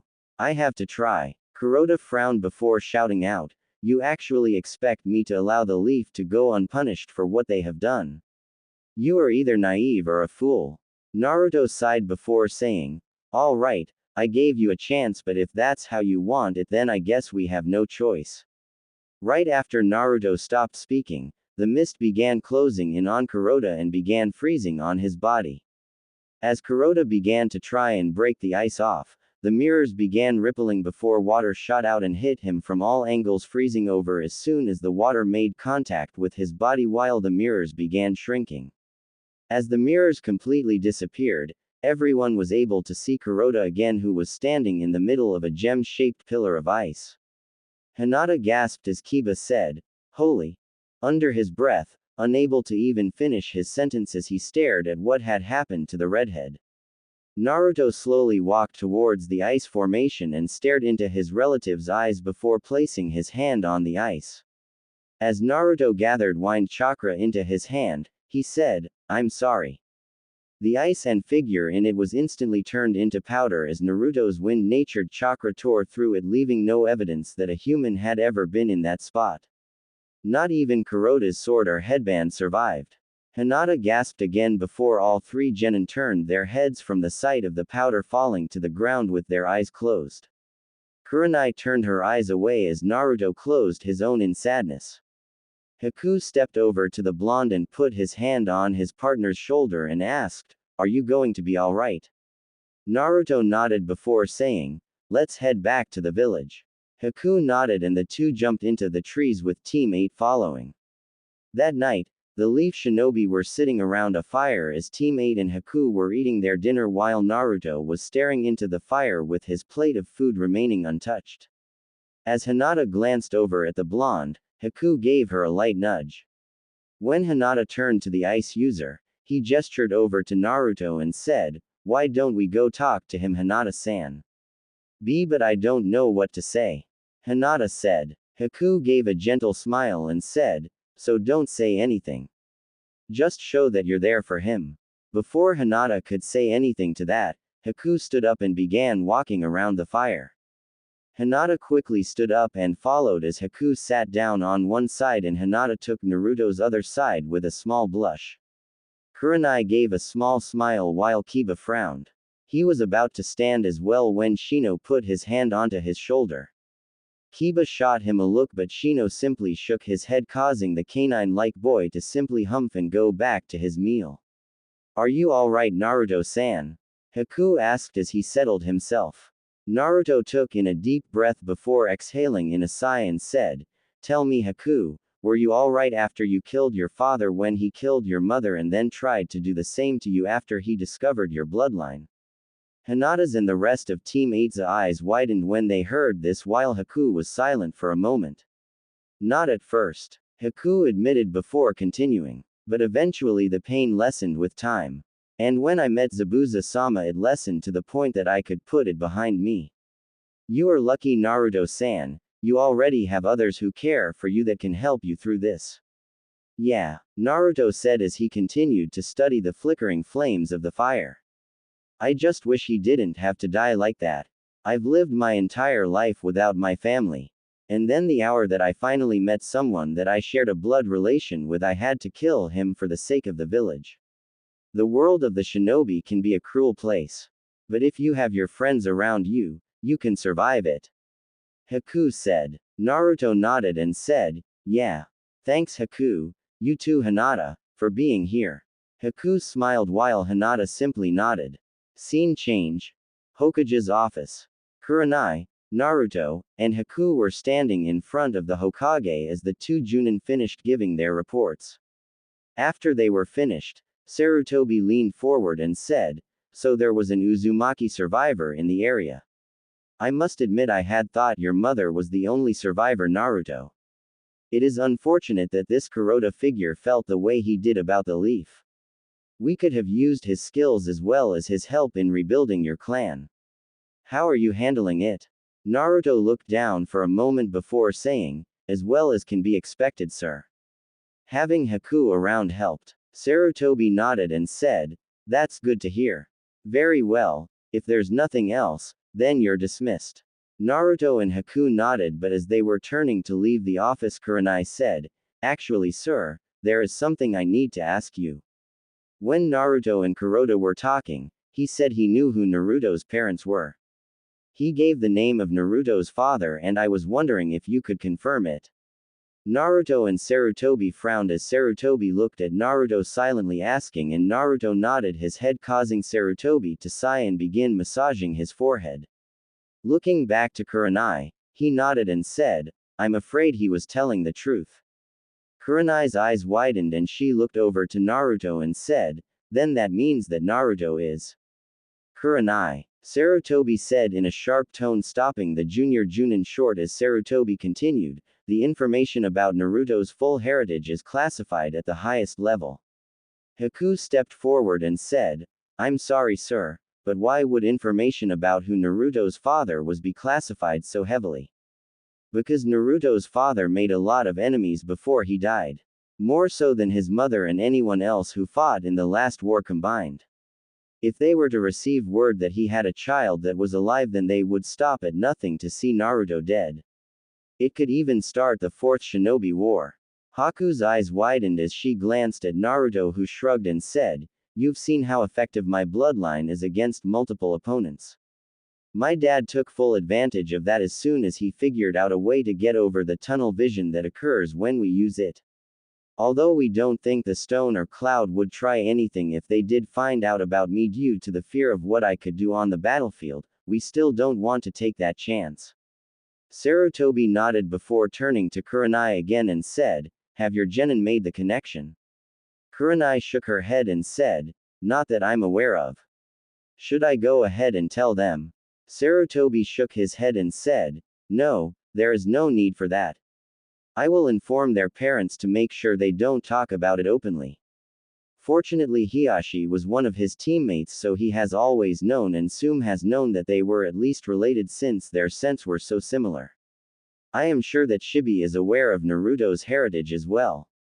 They should be able to run damage control if their children come to them about this. I don't think I have to tell you how important it is that this information does not get out. Kurenai nodded and Sarutobi dismissed them. As Haku and Naruto exited the office, Haku turned to the blonde and said, You are certainly full of surprises, Naruto-san. Naruto smirked and said, Haku, you have no idea. 2 weeks before biannual Chunin exams. Onoki of the twin scales looked up from the report he just finished reading and said, "Is this report accurate?" His granddaughter nodded and said, "I just came back with my team from the town Lord Tsuchikage. It's accurate. There is a child of an Uzumaki survivor serving as a Junin for the Leaf Village. And as you can see, he looks like the Yondaime Hokage. Not only that, rumor around the village we were in says that he's able to disappear in one spot and reappear in another instantly." Onoki frowned in thought before he looked back down at the report and said, "This could be very bad if the wrong people find out about it. We may even go to war if this Uzumaki is in fact a descendant of Namikaze. And it would be one hell of a scandal if this turns out to be some Yamanaka that was banished from his clan." Kuretsuchi frowned as she considered everything her grandfather said and the consequences they could bring. Looking her grandfather in the eye, she said, "Sir, permission to lead a genin team to the Leaf Village and conduct a fact-finding mission under the cover of my team taking the exams." Onoki studied his granddaughter for a minute before he looked back down at the report, which showed a whiskered blonde holding a kunai in a reverse grip with the kunai inside some rough-looking guy while another boy used a senbon needle to block the sword of another bandit. "What do we have on this other boy?" Onoki asked, changing the topic. Kuretsuchi shrugged and said, "Not much. We know that he is capable of using ice-style jutsu with an ease that suggests that he has a bloodline. We also know that he became Uzumaki's partner after he found him in the Land of Waves. I'm afraid that's it though." Onoki frowned again before he sighed and said, "This will require more than one team to be sent." Looking up, he said, "I'm sending 3 teams. You are to be in overall charge of all 3. Find out everything you possibly can about this Uzumaki kid. Secondary importance is his partner. I don't believe I have to tell you to take note of everything you can while you're in the village. I'll send you the team files tonight for you to choose which teams will be going." Kuretsuchi nodded and bowed before she walked out and closed the door behind her. Scene change. Hidden Leaf Village. Hokage's office. 1 week and 3 days until Chunin exams. "You needed to see us, sir." Sarutobi looked up from the scroll he was reading at the sound of Haku's voice and gave a tired smile at the Chunin team that was suddenly in front of him and said, "Yes, Haku, I did. I'm afraid that I have some bad news. Fortunately, I also have some unexpected good news for you as well, Naruto. Please, you two, have a seat." The 2 boys took a seat as Sarutobi pulled a file towards him and opened it as he said, "4 days ago, one of Jiraiya's multiple village information gathering agency (MVIGA) contacts sent us a message that he had given some intel to Stone Nin that we should really know about." Haku frowned and said, "Excuse me, Lord Hokage, for interrupting, but what is a multiple village information gathering agency?" "Well, to put it simply, it's a loose group of people who gather information about all of the villages and sells that information to whoever pays for their services." Haku frowned and said, "Why would a village allow something like that, never mind pay for it?" "Because these people usually have the best intelligence and they act as an equalizer.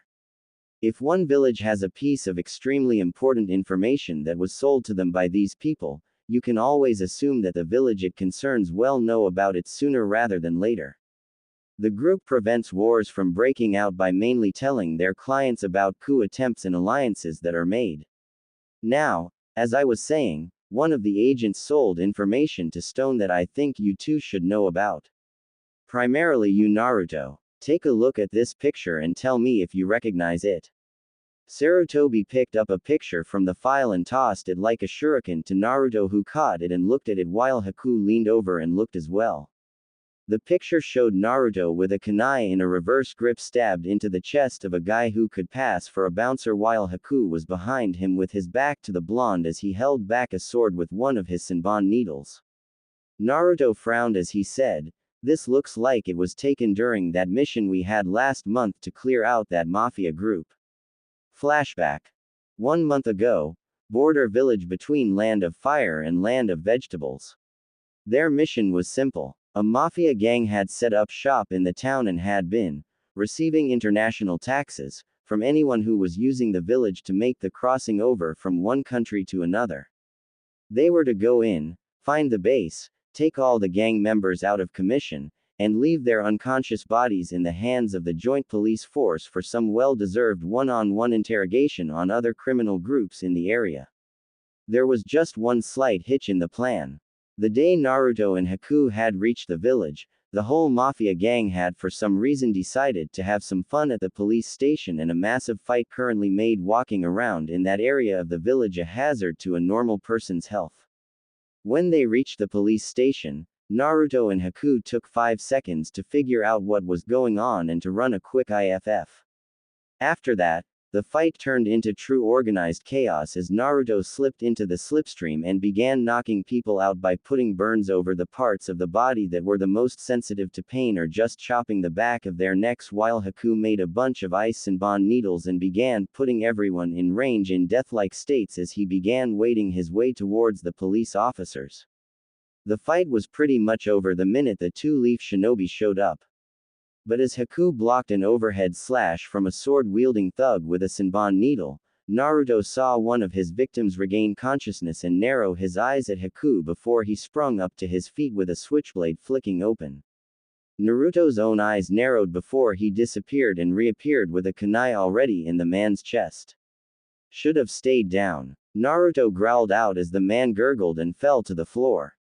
Naruto took his kunai out and called one of the policemen over.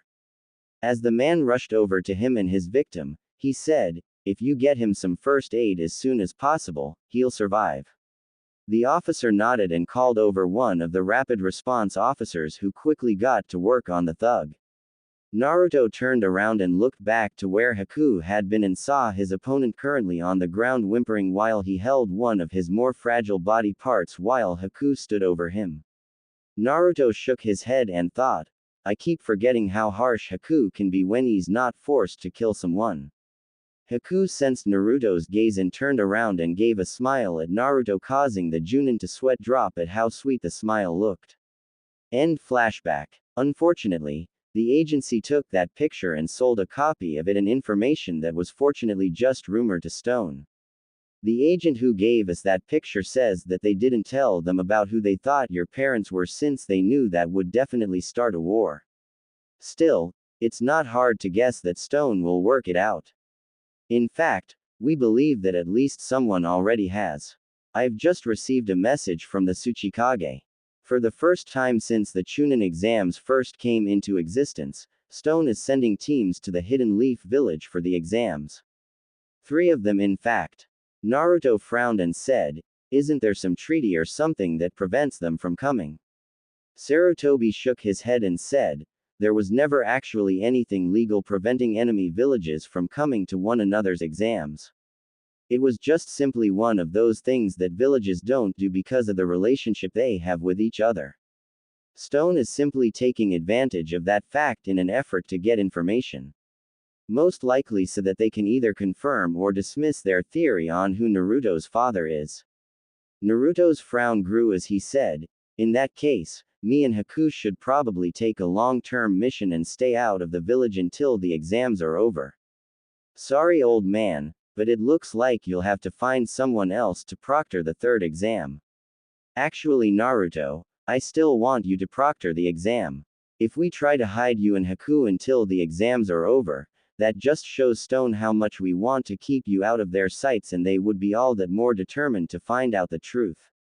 No, as much as I don't want to, we have to act like we don't know why Stone is suddenly sending teams to the exams." Naruto sighed before he looked up and said, "You said you had some good news, old man." Sarutobi nodded as he allowed a smile to form on his face and pressed the button on his intercom. Leaning in slightly towards it, he said, "Mrs. Reynes, could you please send our guests back in?" His secretary's voice came through the speaker in its gentle tone. "At once, Lord Hokage. Fair warning, sir. One of them has been getting restless out here." "Thank you," Sarutobi said before a moment later the door to his office opened and the 2 boys in front of him turned around in their seats to see the new arrivals. As soon as they did, Naruto stiffened in shock. There were 4 of them, obviously a genin team and their Junin sensei. 2 girls, 1 boy, and their female teacher. Each of them had some kind of bladed weapon on them, even if a couple of them seemed strange to the 2 boys. They would seem like an average team, if you eliminated the fact that 3 out of 4 of them had red hair and blue eyes. The other member had blonde hair that was surprisingly almost the exact same shade of Naruto's hair and had storm gray eyes. But what really caught Naruto's attention were the headbands. They had a swirl on them that looked like a whirlpool. No way. Naruto whispered before he whipped around and gave his village leader a look that begged for this not to be a prank. Sarutobi smiled at him and shook his head. Naruto's face instantly relaxed into a look of relief before they heard a voice behind him. Finally, why did we have to wait outside so long, you old geezer? And who the hell are these 2? Ow. Naruto turned back around and saw the boy clutching his head while the blonde held a fist over his head, showing that she was the one to discipline her teammate. The other females on the team were chuckling at the boy's misfortune. Rico, show the village leader the proper respect. Ow. Rachel, what the hell? The boy, now identified as Rico, asked the blonde-haired girl. Rachel, that's an odd name. Haku and Naruto thought almost simultaneously. It's your own fault, you know. If you just talk to everyone with the respect they deserve, you wouldn't be constantly having a headache all the time.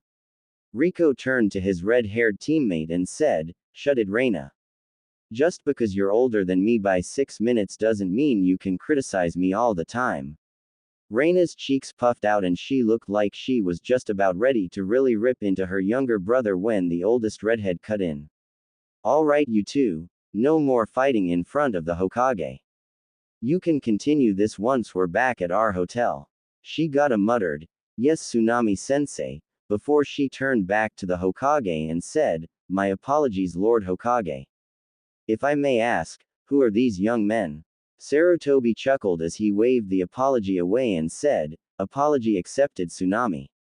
As for these 2 splendid shinobi of mine, allow me to introduce to you Naruto Uzumaki, clan heir of the Uzumaki clan for any who reside in this village, and his partner, Haku Momochi.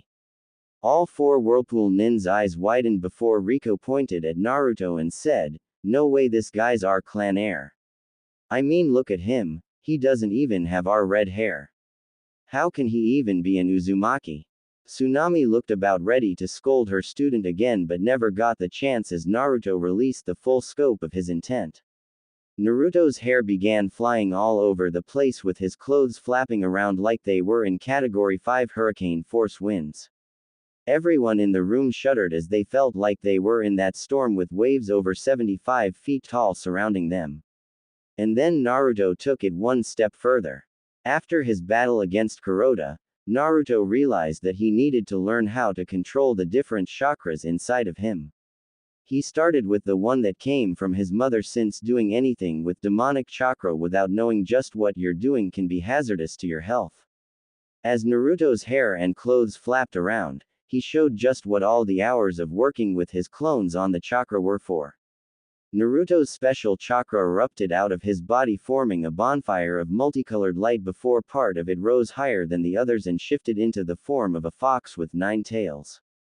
Everyone was shaking from the feeling that Naruto was giving off, with only Sarutobi seeming to be unaffected. Then the fox roared at Rico and the boy suddenly found himself on his knees with no recollection of falling. Then, as soon as it came, everything just vanished and Naruto's clothes stopped flapping and his hair fell back into place. Everyone but Sarutobi finally took a much-needed breath. As they did so, Naruto found the Whirlpool Nin's reactions to his little display were quite interesting. Rachel seemed to be stunned by the display of power while Rico seemed to be terrified of him now. Reina was looking at him with odd respect while Tsunami seemed to be somehow proud of him.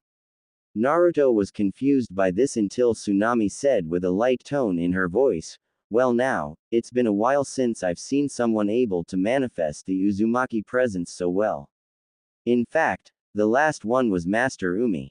Rico, I hope that shows you that he is in fact an Uzumaki, because I don't think that anything else says it louder than that.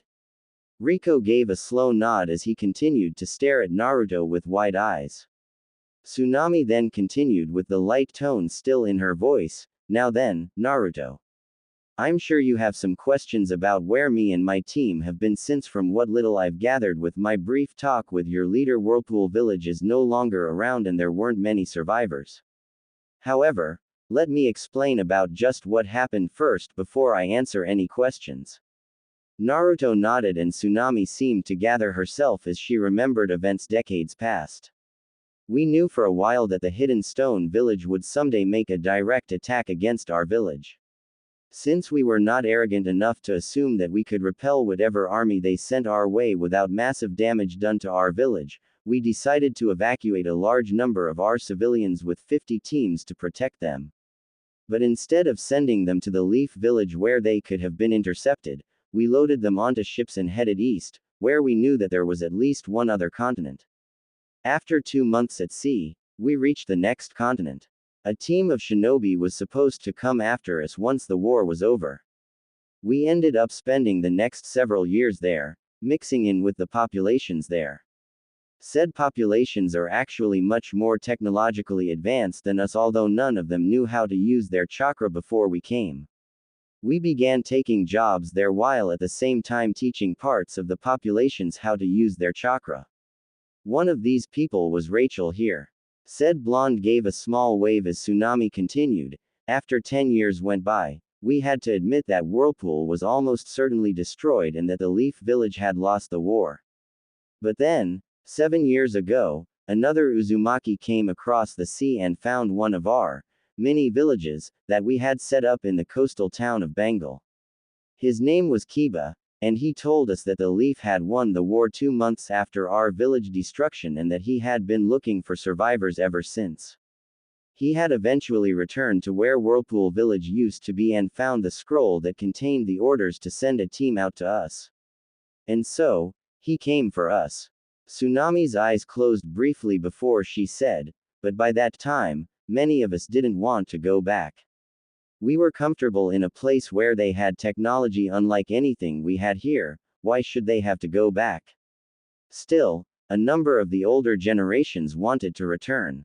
Whirlpool was our home, and it was our duty to return to that home, even if it was just to help let old ghosts finally rest in peace. Kiba wanted to stay since he had finally found the rest of his people. Me and my team volunteered to be the ones to head back to this continent and do a reconnaissance of the village to determine if it should be rebuilt as it was or a completely new one should be made, since I have a contract for the Sea Kings that would help make communication faster. Our ship landed at port in the Land of Fire, so we came here first hoping to hire a team to help us. But when we got here, your leader said that there was a child of a survivor that he wanted us to meet. And the rest you know." Naruto stared as the shock of what Tsunami said began to pierce his brain.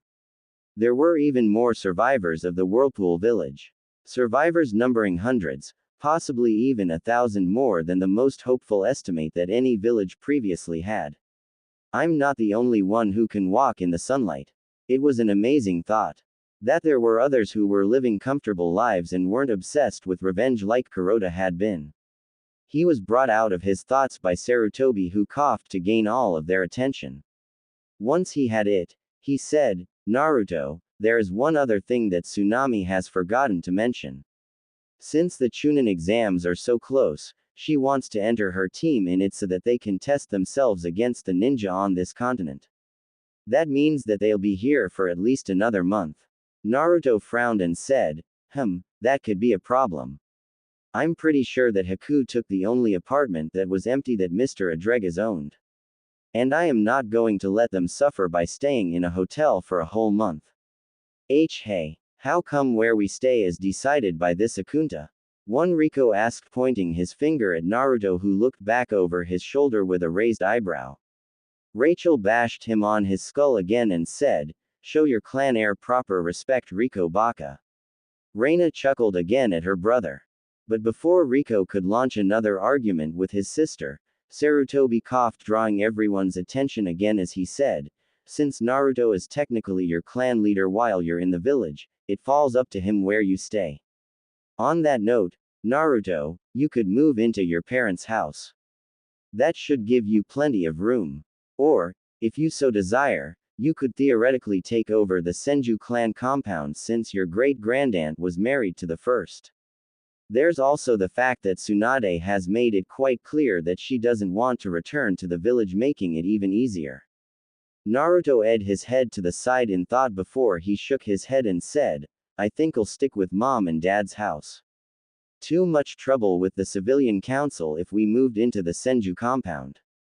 Sarutobi nodded and got up, gesturing for Naruto to follow him over to where the picture of his father was. When the old man took the picture down, Naruto saw the seal that he now recognized as a blood recognition seal. He had used them often on scrolls that contain things that not everyone should have access to when he did missions between the village and the capital. Knowing what to do from when Sarutobi had taken a small amount of his blood 7 years ago, Naruto bit into his thumb until it began to bleed. Pressing his now bleeding thumb on the wall, Naruto flashed it down the seal and watched as it glowed before glowing blue lines formed along the wall, blocking in the seal before the section sunk into the wall and dropped down, revealing a small safe. Inside the safe was a small scroll that was labeled, Hirishin, the real reason it works. Do not give to Naruto until he is 16 or unlocks his bloodline. Naruto ignored the scroll since he had already read it before and reached behind it where he saw a small key. Naruto took out the key and noticed a stylized whirlpool on the side of the key that he could see. Out of curiosity, he flipped the key over and saw on the other side a symbol that looked like a swirling wind blowing what he assumed to be small leaves around. As Naruto looked down at the key with 100 thoughts running through his head, he was brought out of his thoughts by Sarutobi, who said, Don't worry about the council, Naruto. With a blood seal on the gate, there's no way they can claim that the house doesn't belong to you. Now, why don't you go check out your new house? Naruto nodded before he and Haku disappeared.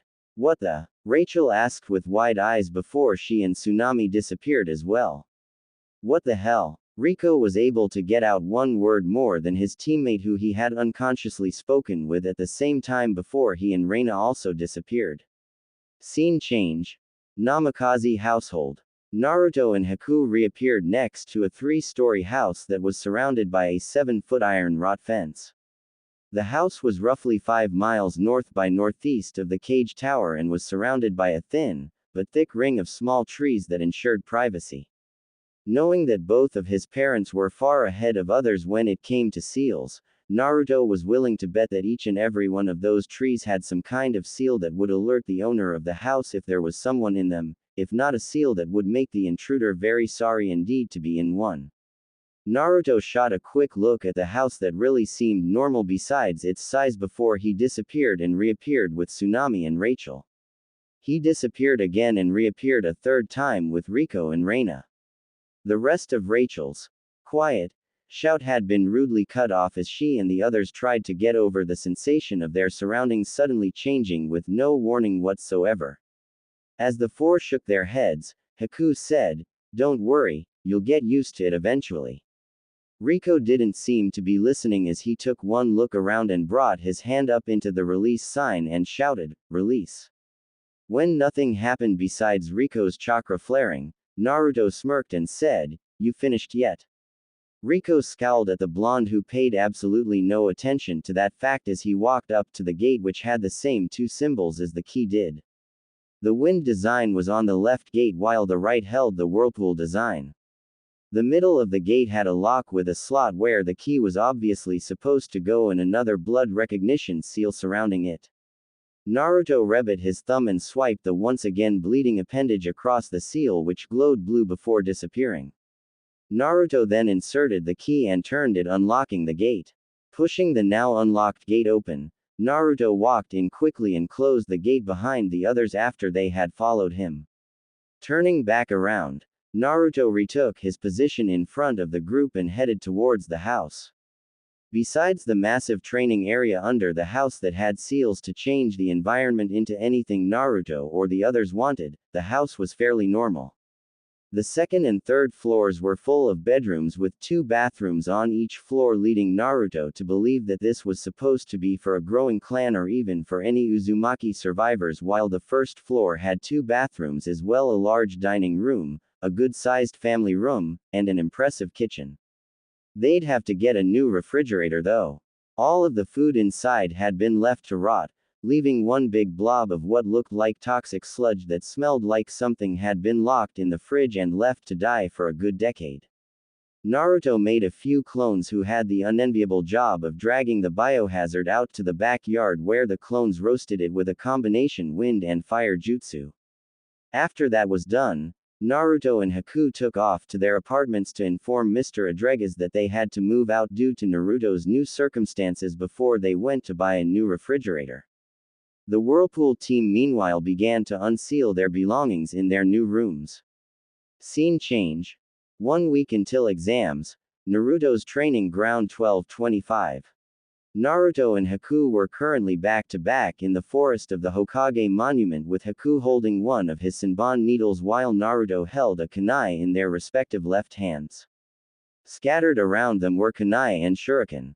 All of a sudden, a small figure rushed Naruto with a training bow staff spinning in their hands. When the figure reached him, Naruto deflected the staff with the flat of his kunai blade and then shoved his other hand out, sending a massively underpowered seal-less great breakthrough into his opponent's torso, sending the figure skidding. He jerked his hand to the side and shot another blast of wind out as another figure tried to get him from his right side with a pair of training tonfa. Both figures slid along the ground before a tree stopped their skids. Naruto shook his head at the first figure and said, "Come on Konohamaru, if you're going to make Chunin 6 months after you graduate, you're going to have to be able to come up with better strategies than just rushing your opponent when kunai and shuriken don't work. You as well, Undon. Don't be reckless. Use your strengths to help you and your opponent's weaknesses to bring them down." "But boss, what if they don't have a weakness that you can actually use?" Konohamaru asked. Naruto smirked and said, "Hope you never have to actually fight that person, Konohamaru. But if you ever do have to fight a person like that on a mission, then if possible retreat. If not, the world could always use a little more bang for its buck. A well-placed short fuse explosion tag can kill almost anyone if you play your cards right. But even if you don't kill them, you can be sure that the explosion will make things difficult for that person. Just don't try that on an S-ranked nin or a cage, because those kind of guys always seem to have a way of avoiding them even if the fuse is 1 second long." The two nodded before all three heard an oof. Looking over his shoulder at Haku showed Moegi holding her stomach from where Haku had lightly punched her. On the ground next to her was her training ninjutsu. "You should have listened to Naruto more, Moegi. I know that the sword is more direct than a staff or tonfa, but that doesn't mean that you have to rush a person head on with one. Try to find a flow in your movements and attack without putting everything in one swing." "Yes, Haku-sensei," Moegi said as she grabbed her sword and quickly got back up. The three kids looked ready for round 2, but Naruto held up his free hand signaling a stop before he and Haku turned to a tree, and Haku said, "How long do you plan on hiding, Sand Nin?" The 3 academy students looked confused before a red-head boy stepped out from behind the tree and looked at them coldly. Konohamaru and his friends looked stunned that a person had been hiding so close from them, and yet they hadn't seen neither hide nor hair of the guy until Haku called him out. Said ice user just looked at the red-head with his neutral smile on. Naruto had a ed-head look as he studied the fellow nin that he had sensed but hadn't felt deserved a chakra pulse while he helped Konohamaru and his friends train. But now that the boy was actually in his sight, he was beginning to question that thought. The boy had eyes of a killer. And not just those of one who did it because they had to. No, these eyes said that this boy killed so often he no longer even gave the act more than a second's worth of recognition for said act. That kind of person was dangerous. And in Naruto's book, the earlier the age those eyes make an appearance, the more unhinged the person tended to be. None of that showed on Naruto's face though, as he edged his head further to the side and said, "Judging by your age, I'd say either you're here with your team due to a mission and are just looking around, or you're going to be in the Chunin exams a week from today. Either way, that doesn't explain why you seem to have so much interest in me and my partner giving the next generation extra training. Why are you here, Sand Nin? The redhead stared into Naruto's eyes for a moment before he said, "You're just like me." Naruto snorted and said, "I highly doubt that. Unlike you, my troubled little friend, I don't have the eyes of a killer unless I'm actually planning to kill my opponent, which I might add is usually only when I'm taking down bandits who threaten nearby towns. You on the other hand just scream killer. I can even smell the blood that's in that gourd of yours. So what, pray tell, makes you and I the same?" The other boy just stared at Naruto for a moment, not blinking. The next moment, a truly ungodly amount of killer intent that Naruto never had the displeasure of feeling before fell upon the clearing, causing Konohamaru and his friends to instantly drop on their knees and throw up while Haku began to shake a little at the intent. Naruto was quite sure the reason that his partner wasn't on his knees was because he had experience dealing with other intents from his time with him and Zabuza. Naruto meanwhile kept his eye lock with the kid, unfazed a bit by the intent. He somehow knew that this was a demon's killer intent and now knew just what the kid was talking about. Naruto let the intent wash over him for 10 seconds before he let loose with his Uzumaki chakra, covering the entire field and negating the ki by sending a modified sense through the chakra using a small amount of his own presence. For everyone else, they went from feeling like there was a viscous monster in front of them that was planning to completely destroy them to a slightly rough ocean with a strong wind blowing. A very big improvement in this case. The redhead meanwhile just kept his stare for a few more moments before he said, "You will prove my existence. Until then, I can wait." He then disappeared in a whirlwind of sand. As the three academy students shakily got to their knees, Haku said, "That boy, he has completely killed his heart, hasn't he?" Naruto nodded and said, "Not a pretty sight, was he?" Turning to Konohamaru and his friends he said, "Training's over for today, guys. I need to tell the old man that we have a foreign Jinchuriki in the village. Pick up your tools and then take the rest of the day off." The three nodded, knowing how serious this was since Naruto had informed them of his Jinchuriki status and everything it implied when he taught them about all of the different kind of seals that were out there. Naruto and Haku then disappeared, leaving the three to their own devices once they cleaned up the ritual circle they had made with how many kunai and shuriken the three had thrown. Scene change. 1 hour later. An hour later found Naruto, Haku, and the head of the INT department and his second-in-command standing in front of their village leader, with said leader massaging his temples. Sarutobi had been rubbing his forehead for a good half hour as he processed everything Naruto told him and what it could mean for the village. Naruto knew that that had taken the first 10 minutes. The last 20 had been about what to do with that information. On his right, Ibiki and Anko were going through the same process since they would have this kid in their exams. Even though he didn't show it, Naruto had been thinking the same thing. The only difference was that he could actually physically stop Gaara before he tried to start something, while the other two would have to act quickly once Gaara started to do something. Finally, Sarutobi sighed and said, "I hate to say this, but we can't just deny this Sand Nin entry simply for the fact that he's revealed himself to be a Jinchuriki. That would raise a stink worse than one of my old students' abandoned labs. But I do not like having a foreign Jinchuriki in the exams when Orochimaru is rumored to be the leader of the new village hidden in the sound. Even if it is the Jinchuriki of an ally, the timing is just too convenient. Ibiki, Anko, I want you two to keep as much of an eye on him as possible. Naruto, from what you have told me, he is quite unstable. Jiraiya will be here for the finals of the exams, but I want you to head to Atofika where he should be right now. Once you find him, tell him that I want him to teach you the 5-pronged seal and to be back here as soon as he can. Do you understand?" Naruto nodded and the old leader dismissed them all. The instant he did, Naruto gave a quick salute before he and Haku vanished. Scene change. 5 minutes later, Uzumaki household. Naruto was standing in front of his house with each of his Junin vest pockets filled with sealing scrolls that held everything he would need on a mission. In front of him was Haku and the Whirlpool team listening to him as he laid down some basic rules for while he was gone. Alright, while I'm gone, if you're in the house, you listen to Haku, no questions asked.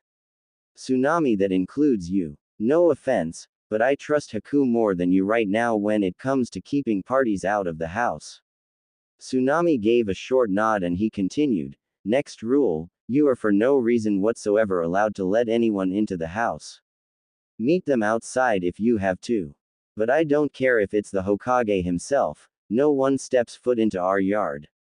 And finally, if I find out someone is able to duplicate one of those key copies I gave you, then heaven help whoever let it happen, because I will turn your life into hell for it.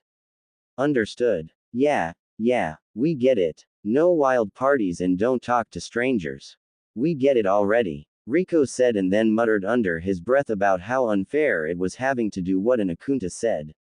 This of course prompted Rachel to hit him on the head and the other two team members to sigh.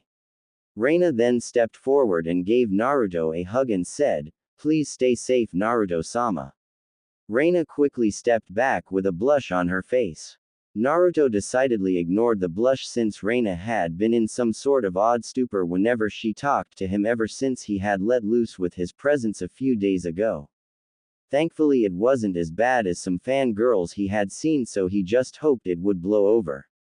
Giving one more nod to everyone, Naruto gave a quick two-fingered salute as he said, try not to burn down the house while I'm gone. Then he disappeared, leaving absolutely no trace that he had been there besides the two shallow footprints in the pathway where he had been standing. Scene change. Atofika Guy. 30 minutes later. Naruto was currently on the roof of a small casino in the red light zone with his eyes closed and his chakra field out to its full extent and lightly pulsing every minute. He had been there for roughly 15 minutes and now had a very good idea of what the entire town looked like. He continued pulsing even as he saw a certain figure turn down a nearby street and headed towards the alley that was between the alley and the brothel next to it. 10 seconds later, the person was up on the roof sitting next to him. Naruto let his chakra field drop down to just the building they were over and a small dome around the top of the buildings in the block they were currently in. Keeping his eyes closed in concentration that maintaining a slightly misshaped chakra field required, he said, the old man said he wants you to teach me the 5-pronged seal. He also said he wants you back in the village as soon as possible. Jiraiya looked confused for the first part but sighed at the last. Giving his godson a side glance, he said, the only reason why the old man would want me in the village as quick as possible when I'd already planned to be back within a month would be that he's worried about village security. But the only reason why you could possibly need that seal was if you had to seal off a Jinchuriki access to their demon's chakra. His eyes narrowed as he asked, which village? Sand. Jiraiya sighed again and said, oh, this is going to be a right pain in the, I can tell. Alright kid, let's go. I can't show you that seal just anywhere, you know. Naruto nodded and the two disappeared. Scene change. Sarutobi's office. 10:30. Sarutobi and his clone's head snapped up from his paperwork as he felt two presences enter his office without seeming to use either door or window. Seeing the two newcomers, he rose an eyebrow and said, that was fast. I wasn't expecting either of you to be back until tomorrow at least. Jiraiya shrugged as he said, kid got it in only a few hours. And I just had a few more things to discuss with one of my contacts. Now what's this I hear about a foreign Jinchuriki in our village?